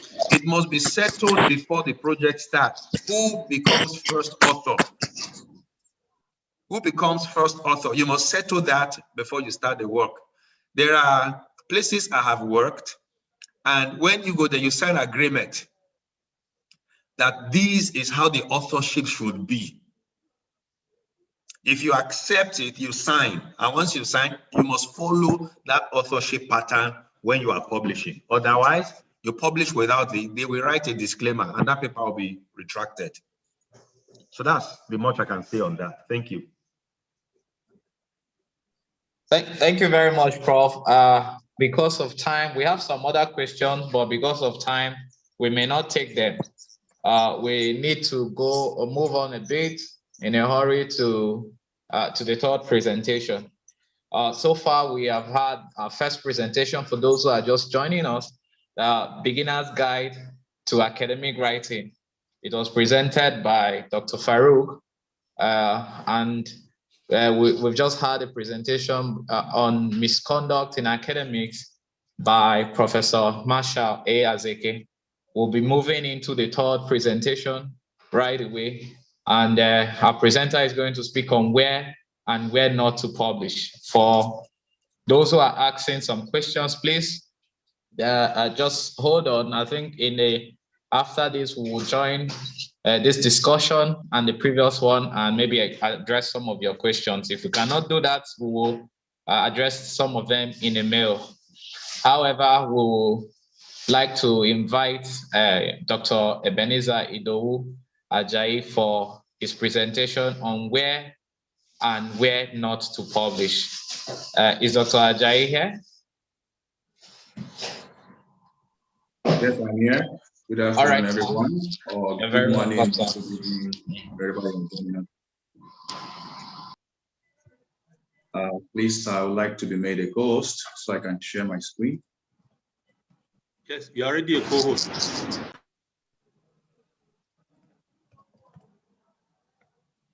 Okay. Yes, you can go ahead to share your screen. I need to be a co-host on the second one. I do with two profiles. One is my laptop where I really want to be a co-host. Can you help me with that, please?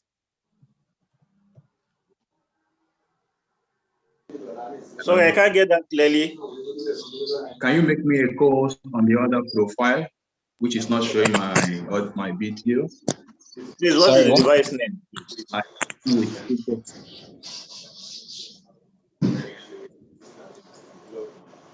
Dr. AJAYI, you are a co-host. You are a co-host already. I understand, but this is on my phone. He needs to be connected to the laptop where he can share the screen. I think it has been done. Okay, second device made co-host. All right, now, yes, thank you. All right, so the first thing I want to do is I want to share a video with us. I want us to follow this short video.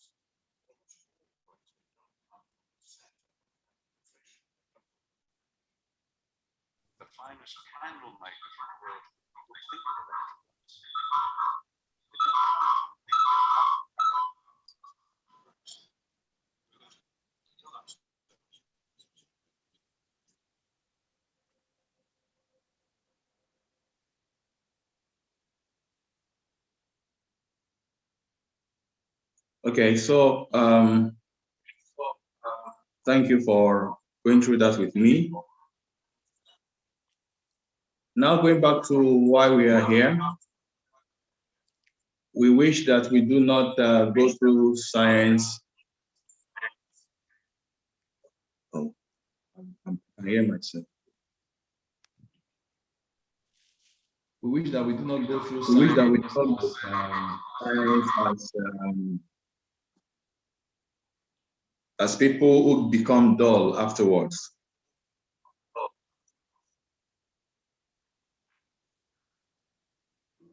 Excuse me.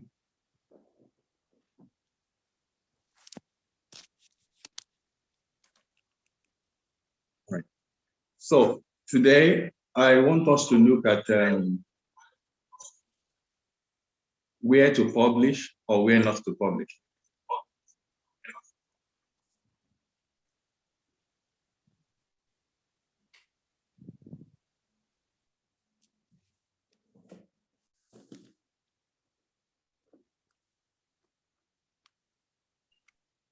So excellence in scientific, is that from me?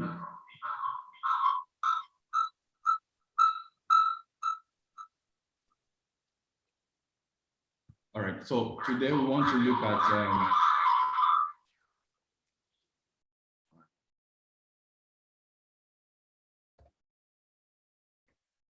where and when not to publish.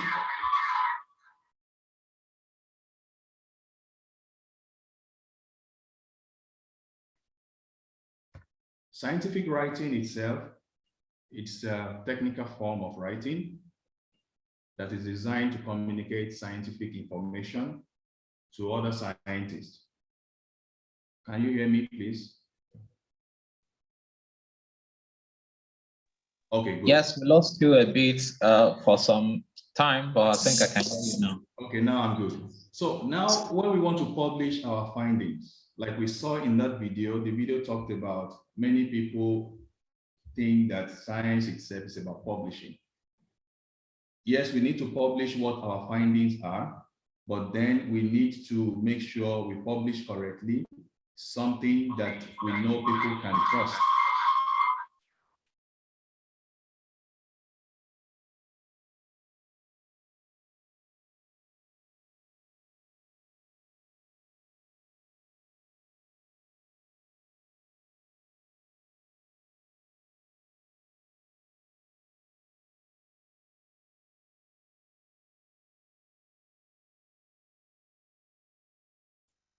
Dr. AJAYI, kindly unmute yourself. Your devices are muted. Oh, sorry. So we need these publishing houses become as middlemen that they publish and distribute, they produce and distribute the information we want to share with the public. Now these publishing houses have in place editor-in-chief and several other editors to make sure that the production is of quality. There must be a consensus of these experts to be able to receive that indeed this information is clear enough and is at par with the quality of what is expected to be passed out there. So once this is established, we can all be able to say, we want to share this information. But from that video, we realized that a disadvantage of this may mean that innovators may restrict themselves in their thinking. So most of the time, people who innovate, who discover new things, may not really come from the crop of those who are really publishing and trying to make sure that what they are publishing is in line with previously discovered things. Now there are thousands of journals in existence.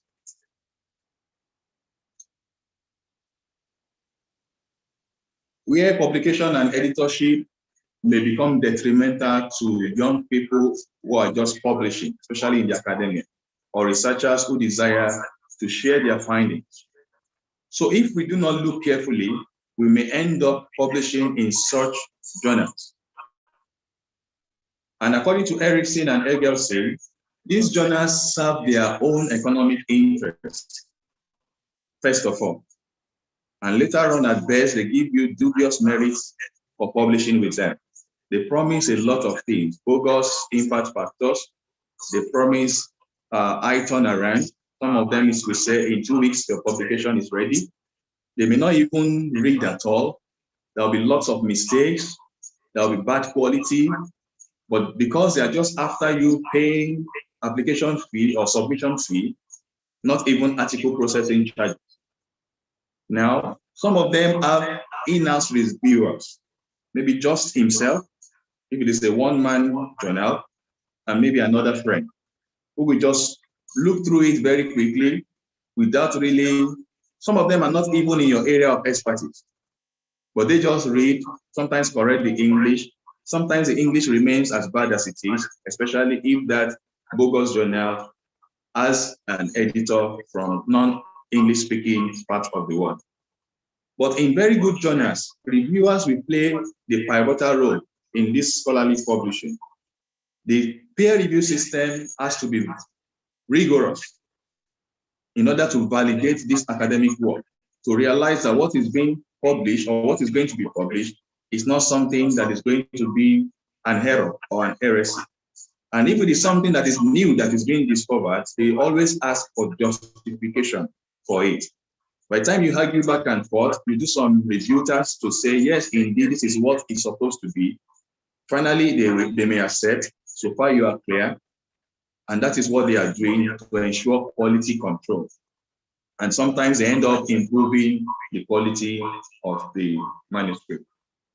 So we must have this at the back of our mind, to always remain that we say no to any journal without a standard or rigorous peer review process. To avoid this error, we should check for the following. This journal, is it run by one man? Some journals are like that, one-man show. Does this journal engage in mass, or does it employ mass email spamming?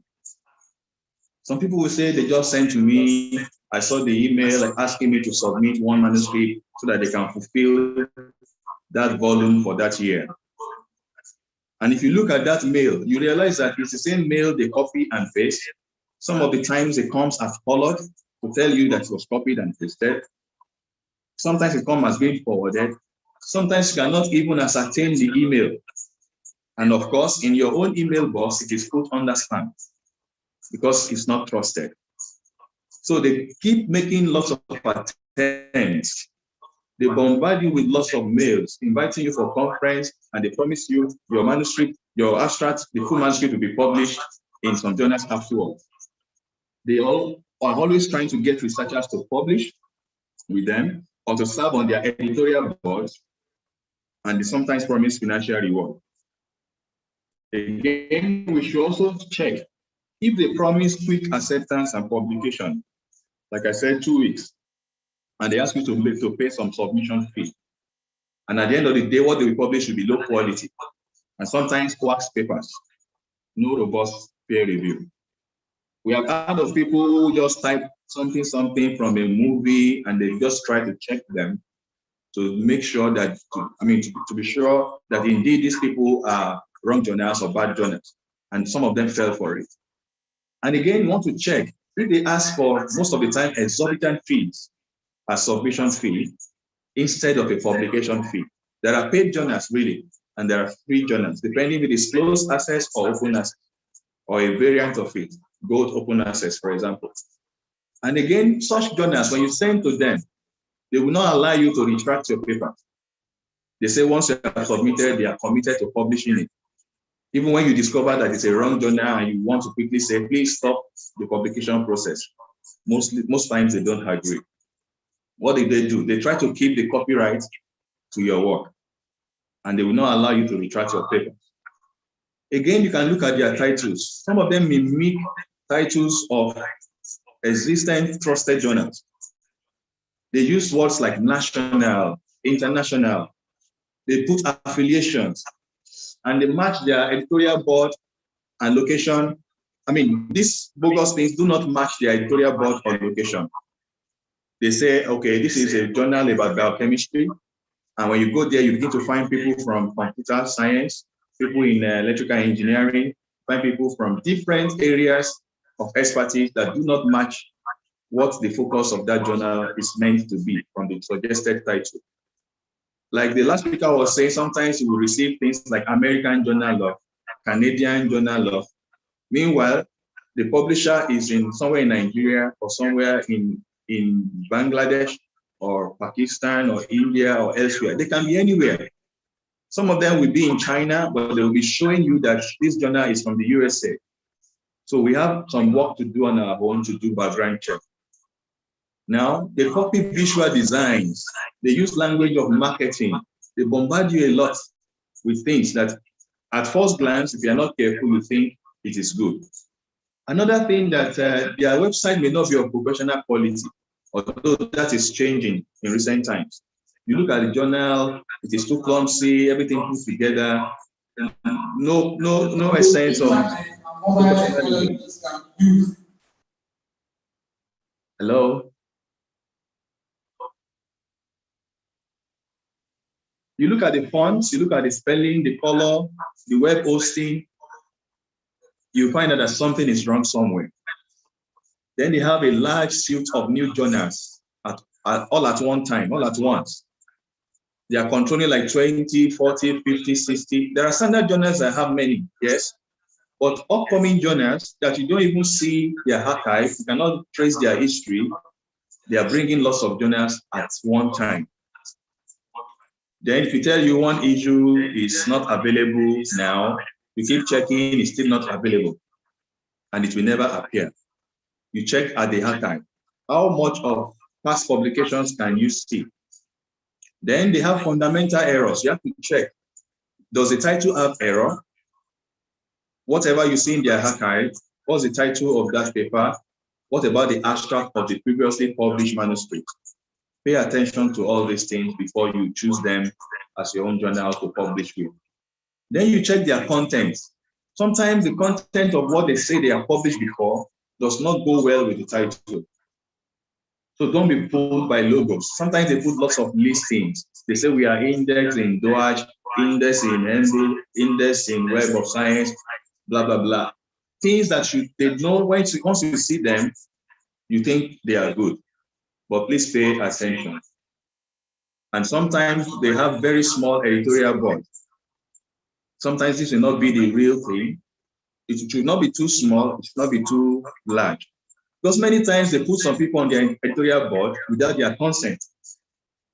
And even if such people find out that they're on their editorial board and they ask to be removed, they will not respond. They just keep them there. Or they give you an editorial position and they put a wrong affiliation for you.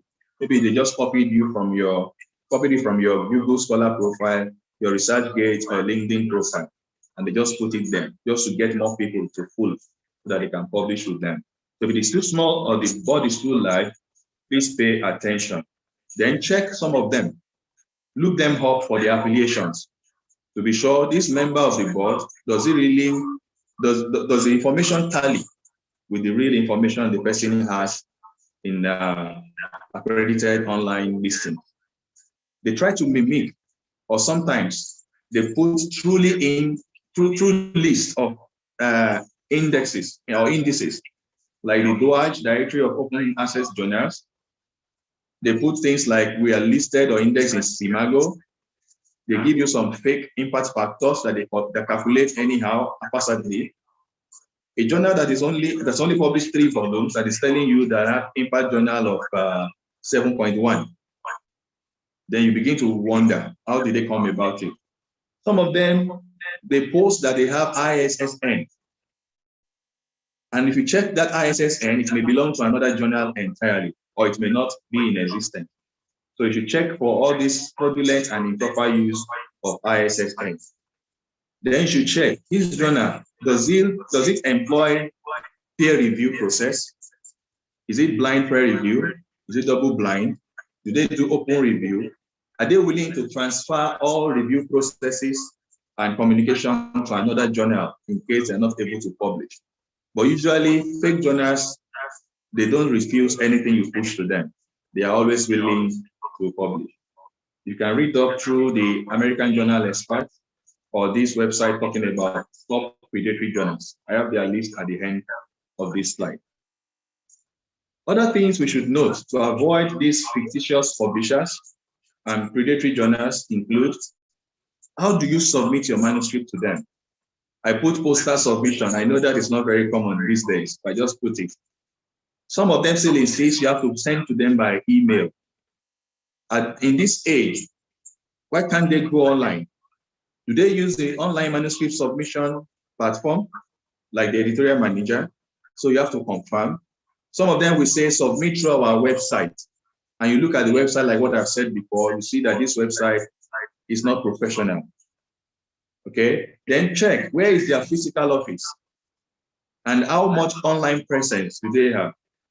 Do you communicate with the editor and you don't receive a response for many hours or many days?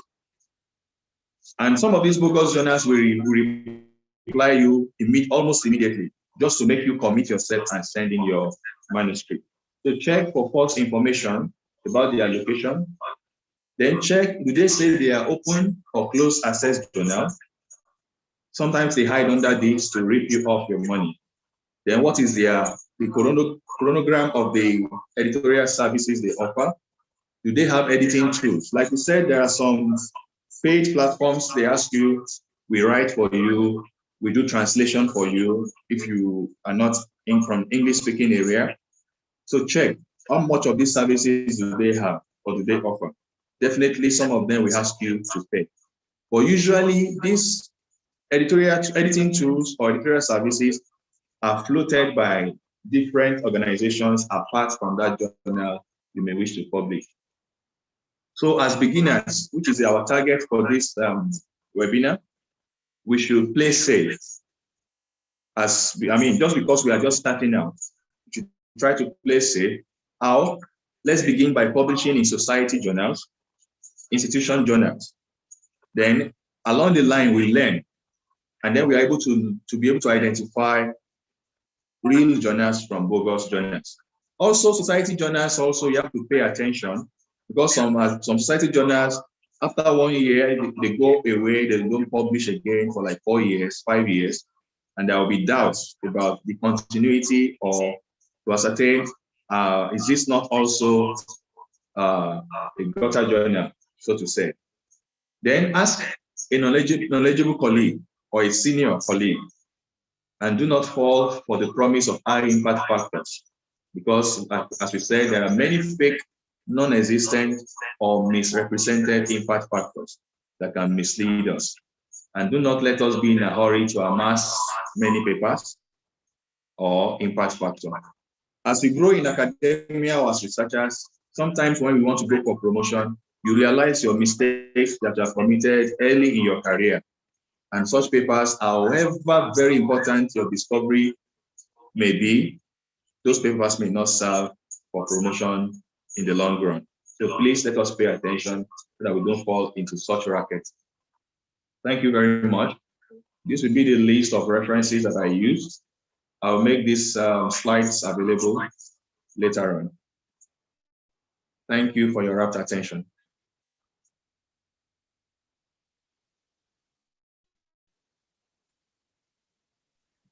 Thank you very much. Thank you very much, Dr.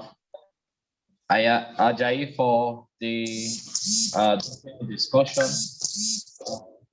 Professor Ahmed Adedeji is supposed to take on this. Hello, Prof. Is Prof. Ahmed around? Yes, oh, hello. All right, Prof is around. Thank you. Prof, please. Good afternoon, everyone. I'm very, very pleased to be with us in this seminar. And I really thank the our members of the organizing team, the lecturers, the guest speakers, and every member present. I really wish that we could have... Prof, could you please switch on your video? Thank you.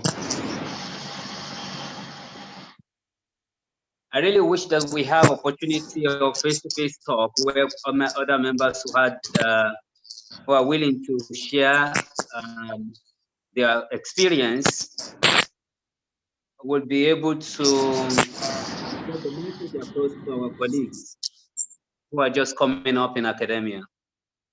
Overall, I think this is a very laudable thing. Thank you, Dr. AJAYI, and other two speakers earlier. We appreciate your contributions. I wouldn't like to make much discussion in lieu of time because we've really spent much time. But I like that we have members ask or clarify issues that relate to how their career will be better off if we look at the situation we find ourselves in the country. Most academicians are really after publishing, and because it is either you publish or perish.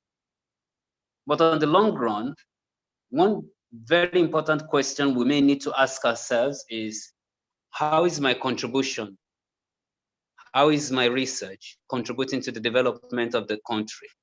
And I think at the start of our career, it's important for us to figure out what do we want to do. It's not only writing, it's not only publishing. The art of writing we have been taken through by Professor Farooq and other speakers. What we should look for in publishing, we have been taken through. But one important concern is, if I write, if I select journals in which I'm going to publish, if I develop very good questions, if I do the work, if I monitor my data, on the long run, what do I want? Yes, the benefit of it is there in the university, but promotion is just one of it. Basically, an academia who is coming up for the first time in career life will be looking towards, in 10 years time, 20 years time, what would I have contributed to knowledge? So he's really looking into the future, given his discipline. And he's taking a very important question that will take him that far. For example, if anybody is in social sciences and he looks at our situation currently, look into the future of Nigeria by 2025, 2030, what's likely to be the challenges that are going to emanate from this point. And therefore, he sets a goal, very clear goal, to be mentored, for example, under behavioral changes in a very difficult economy.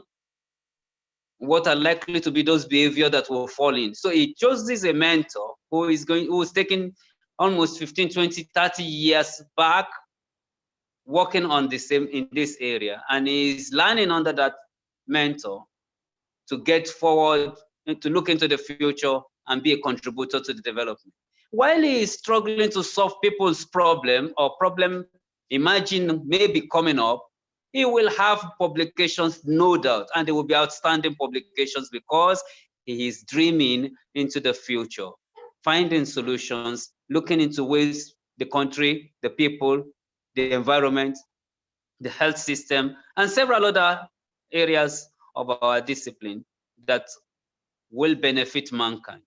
So I am very glad and happy to be present at this seminar to see that our young academicians are taking the step forward to see how they're going to contribute eventually to the nation, to their career, and to the people around them, to the benefit of the people around them.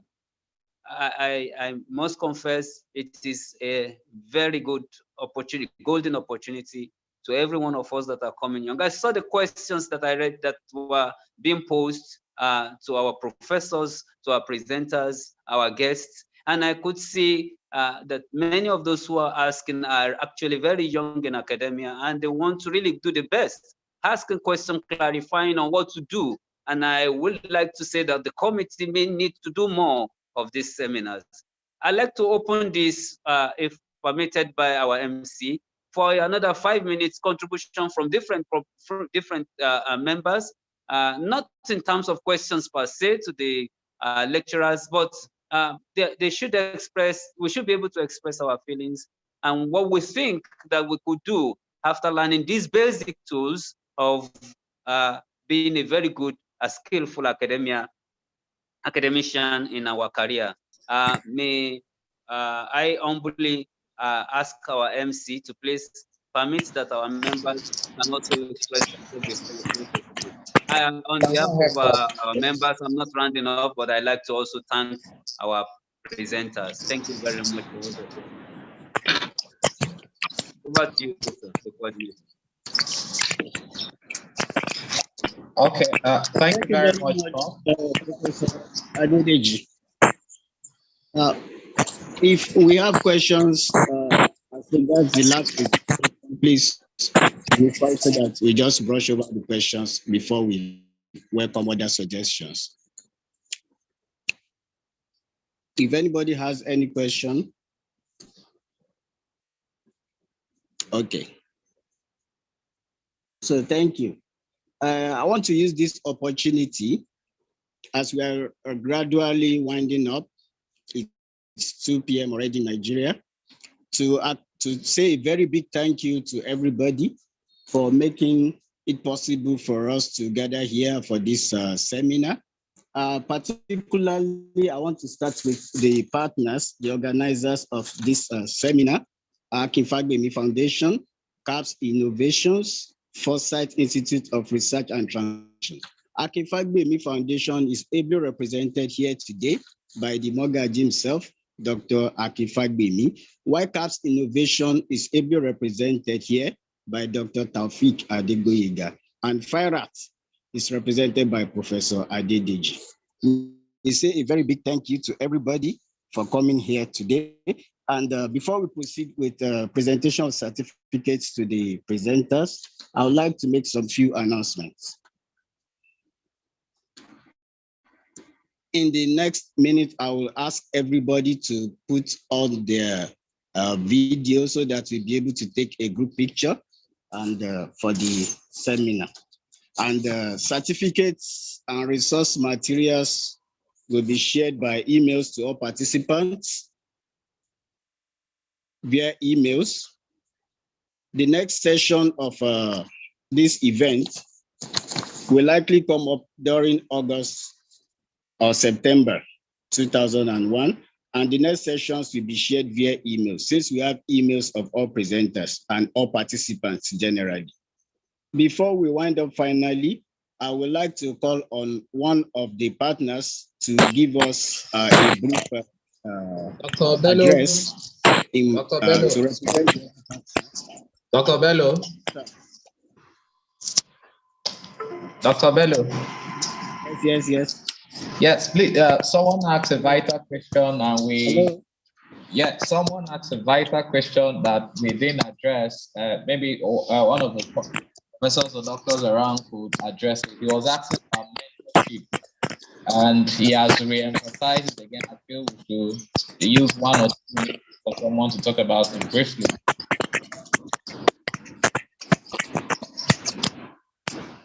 Hello, can you hear me? What's the question? Yeah, somebody was asking about how to assess mentorship. I remember in the course, someone, presenter mentioned about having mentors and the like. Mentorship. Someone is asking to assess mentorship. Well, who is going to answer the question? Okay, maybe Professor Azeke should say a word or two on that. It is actually for mentorship. Hello. Please feel free to contact any of the presenters today. They can guide you on how to assess mentorship and what to do in that regard. And I think the first and second presenters have spoken in that regard also. So I want to humbly request Dr. Akin Fagbemi to make a remark on behalf of the partners before we move on.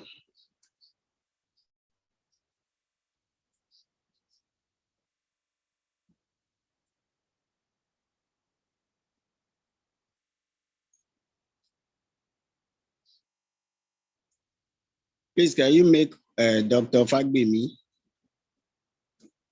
a co-host? Network. Hello? I'm with you. I'm trying to get that done. Okay.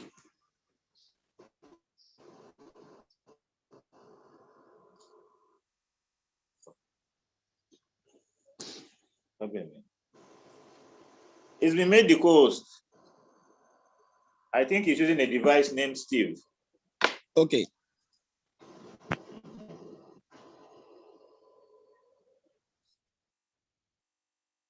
So Dr. Fagbemi, please. Hello, is it there?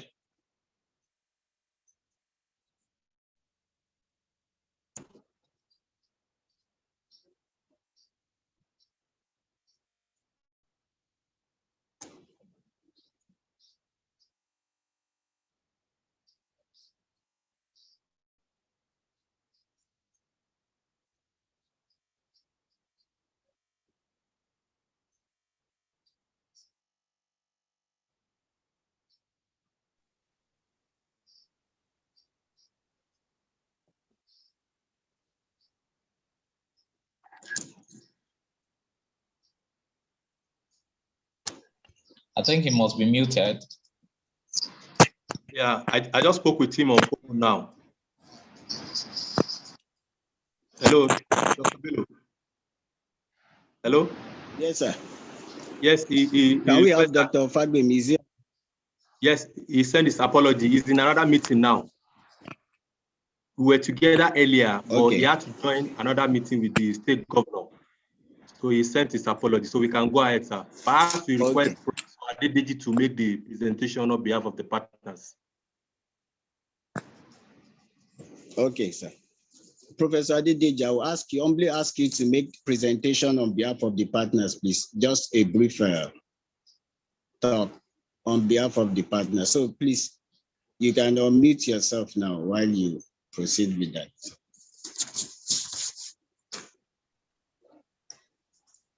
Thank you very much, Mr. Teslim. I actually would like to take the opportunity on behalf of the organizers to thank our invited guest speakers, and members of the public, academicians and non-academicians that are present online to learn about writing.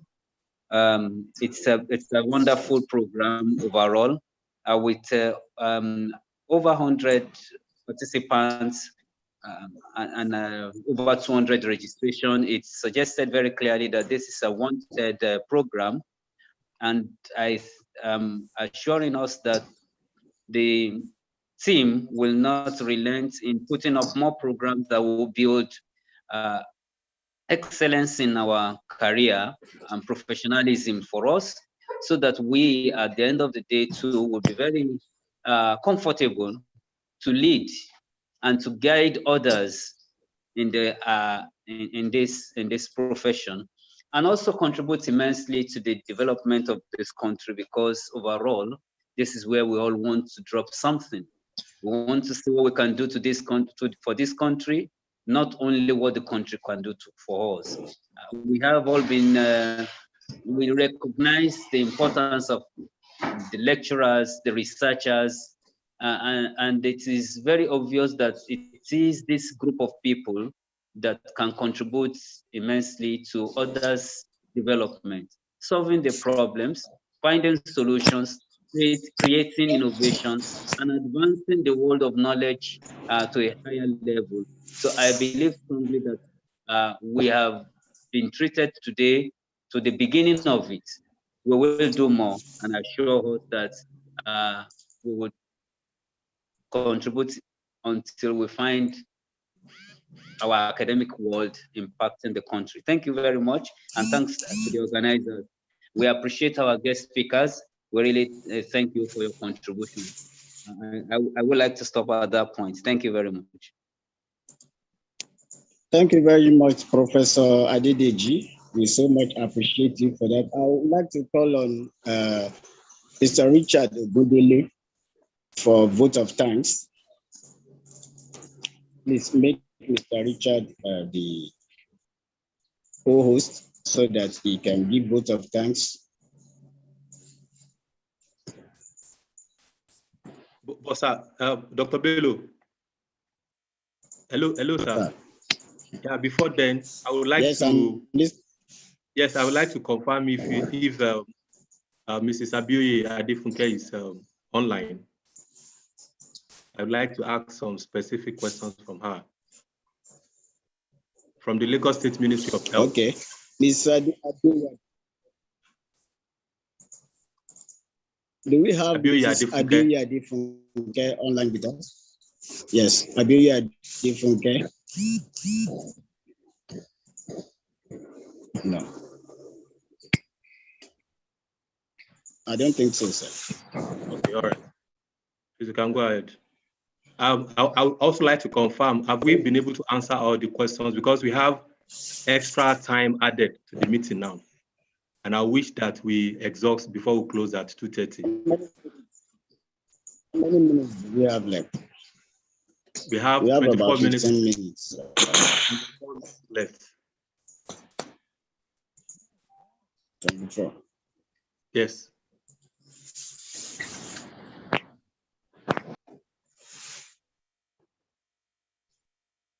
Have we been able to answer all concerns before we round off, sir? Just to be sure.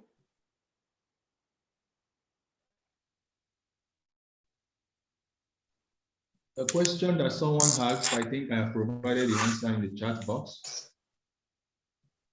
We omitted that question, and the person was saying, how do we identify one-man journals?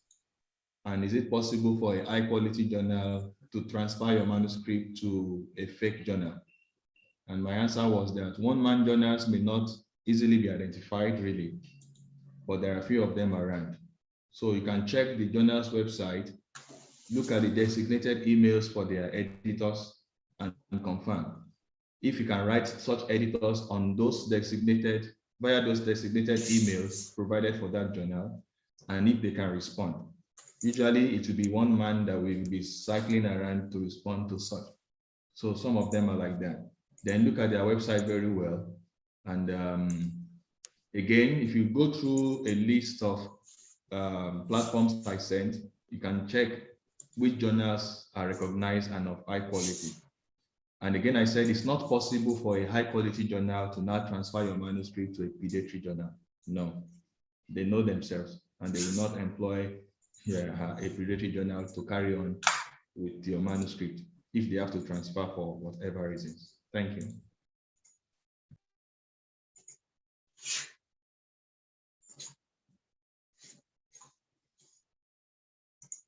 Yes, please, does anyone have any other contribution or question?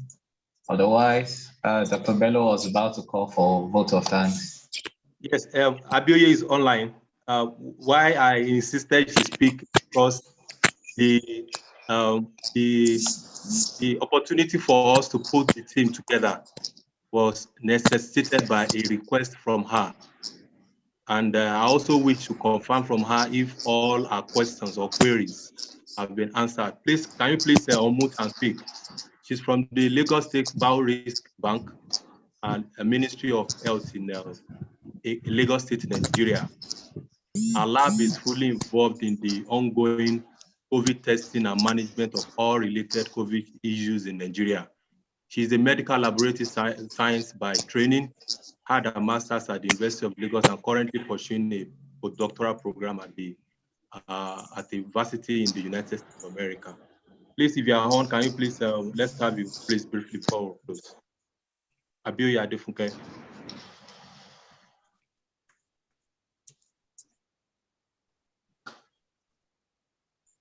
Okay, if not, Dr. Bello, over to you, sir.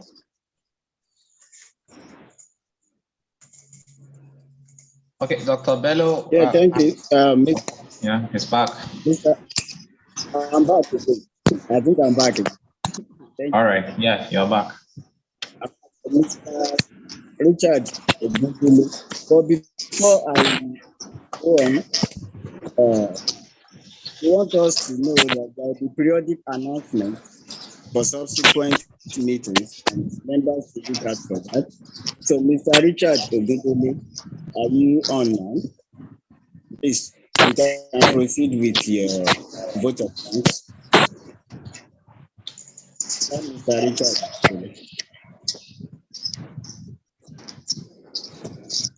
Oh, sorry, Mr. Richard Ogundele. Sorry.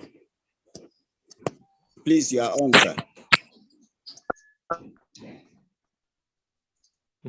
Richard.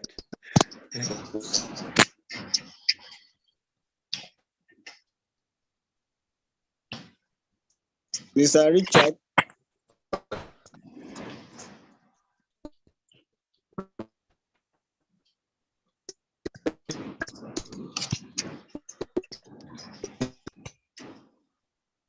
I think he's having a poor connection.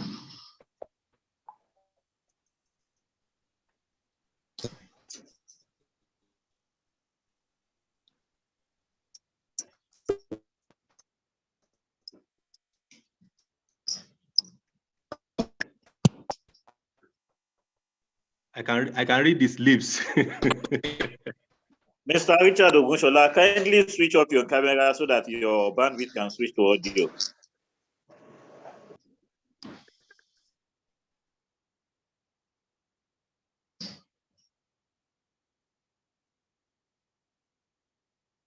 I think we can proceed. Let's take the group photo and try to stand up.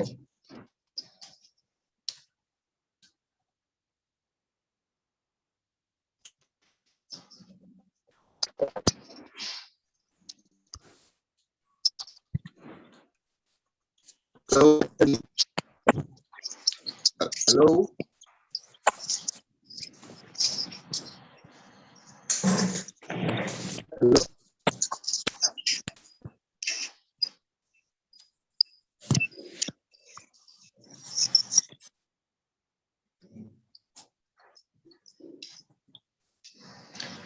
Dr. Bello, could we take the group photo and now?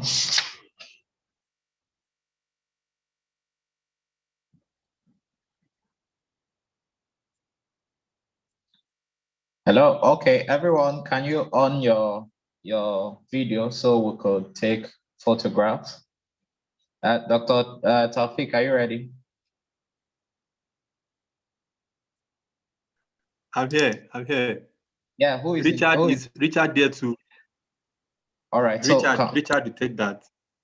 Yes. So can all our participants on their video so we can take group photos? All participants, turn on your video. Please turn on your video so that we take pictures now. The group photograph. But please don't forget the certificate presentation. No. Certificate presentation to the facilitators. So we need Dr. Farooq. Dr. Farooq to be back here. Is he back now? Yes, I will request his pleasure to be back. Please do. Yes, we can go ahead, please. Yes, Are you we can done go with ahead. the We can go ahead. Some people are here to turn on their videos.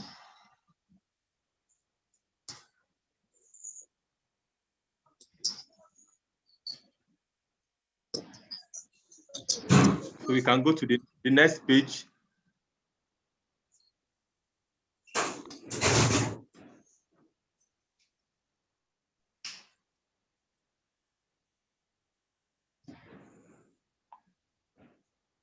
A lot of people are not on. The last page now. The last page.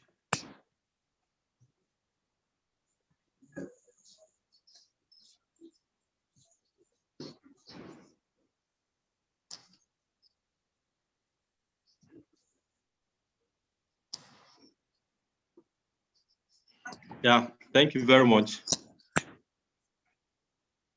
Over to you, sir, for the certificate presentation. Yes, the certificates.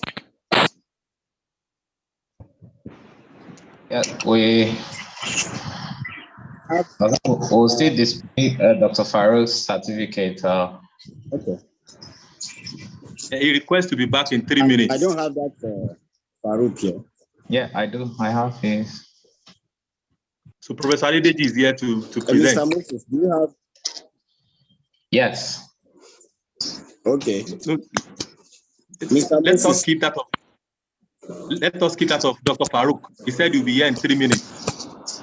Okay. So we can move to the others. Professor Adedeji will be available to present. All right. We can start with Professor Marshall. Professor Marshall Azeke. Yes. I'm having.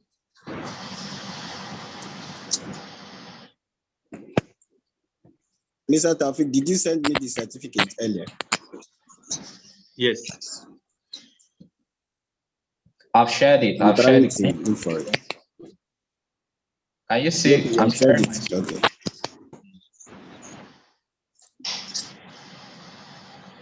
Okay, let me.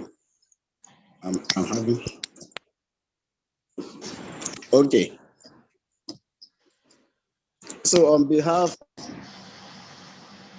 of the partners, Akin Fagbemi Foundation, from all over the globe, we want to humbly present this certificate to Professor Marshall A. Azeke for taking his time to do justice to the topic at hand today, for participating and for contributing immensely. We have been so enriched and adequately informed with his presentation today. So on behalf of everybody here, I say a big thank you, and I present you the certificate of excellence for participation and for contributing to knowledge. Professor Azeke, thank you very much. Thank you very much. Thank you. I accept it. Thank you very much. Thank you very much, sir. Thank you, sir. Next is Dr. AJAYI. Please share the next, sir.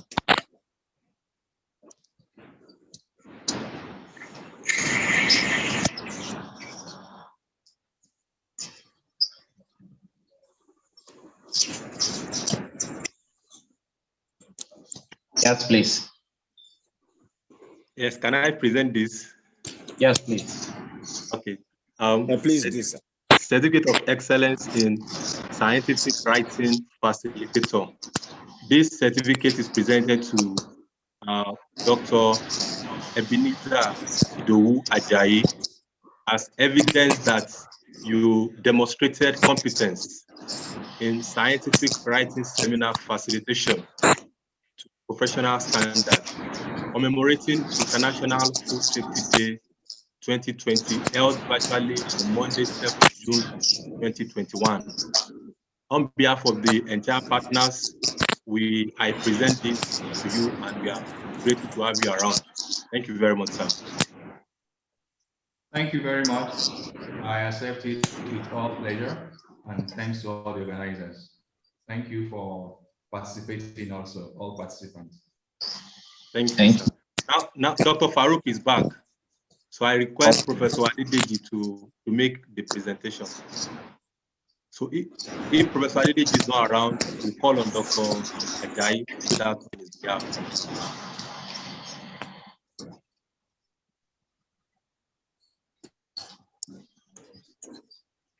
You mean I should present to him?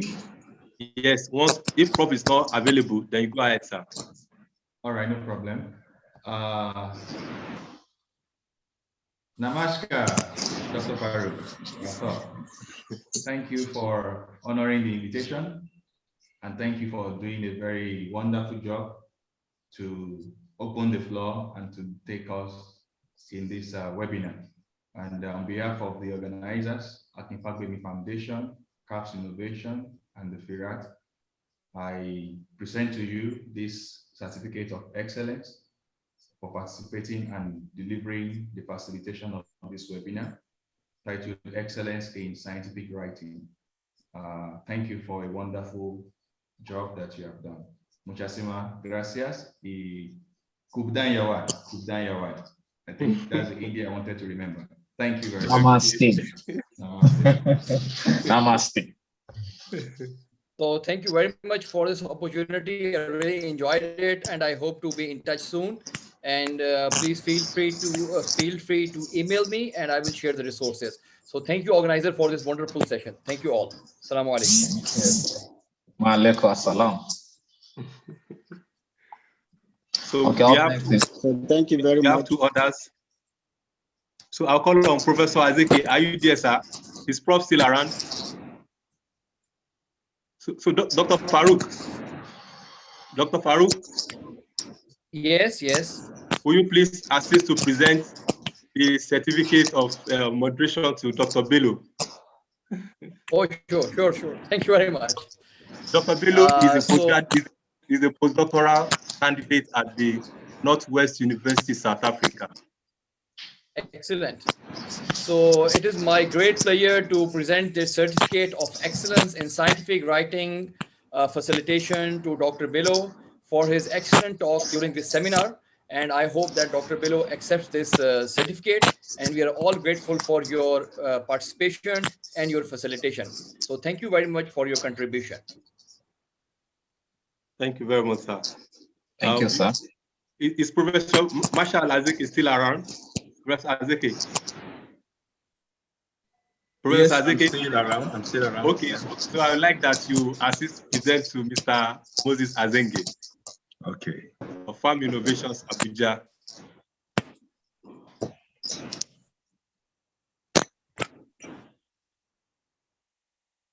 So, Mr. Moses Azenge, on behalf of the organizers, this certificate of excellence in scientific writing is hereby presented to you as a facilitator, as evidence that you have demonstrated competence in moderating seminar facilitation to a professional standard commemorating International Food Safety Day 2021 that was held virtually on Monday, 7 June 2021.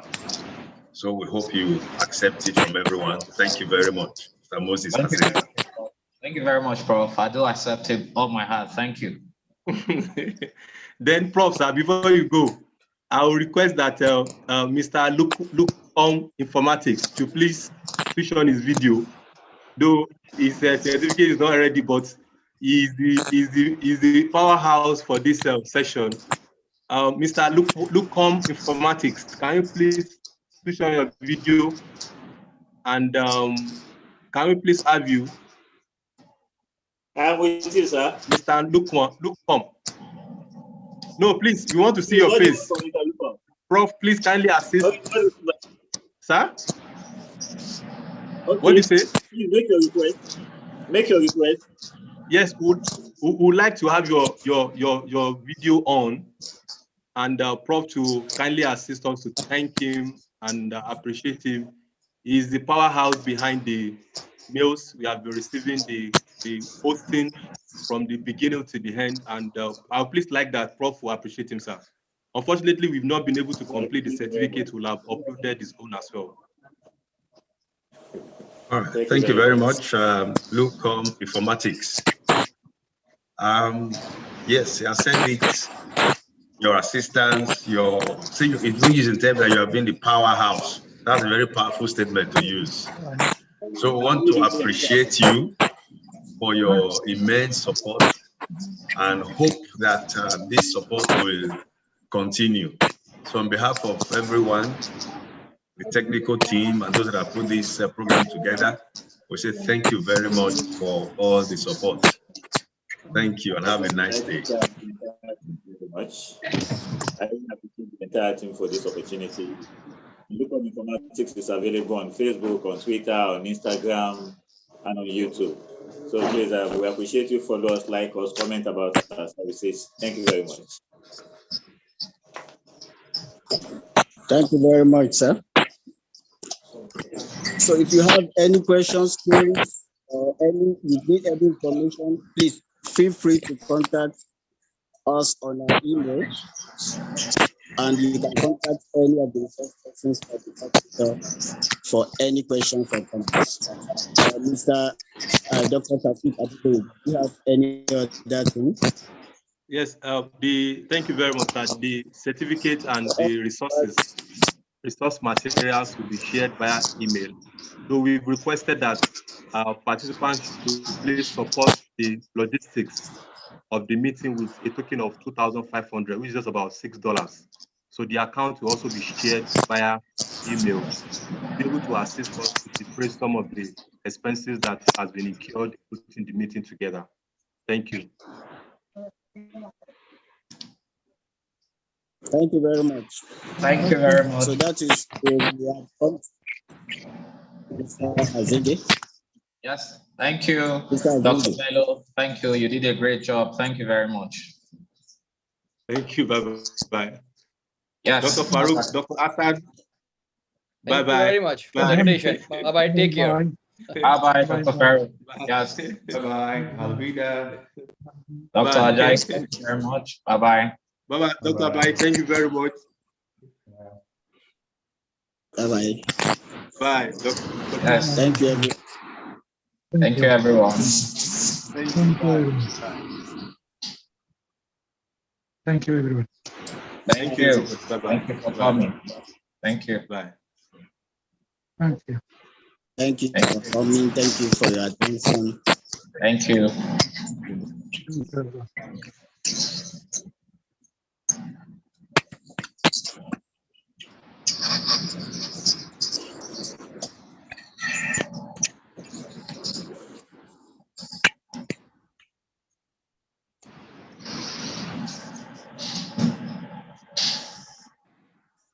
Thank you. Thank you. Thank you.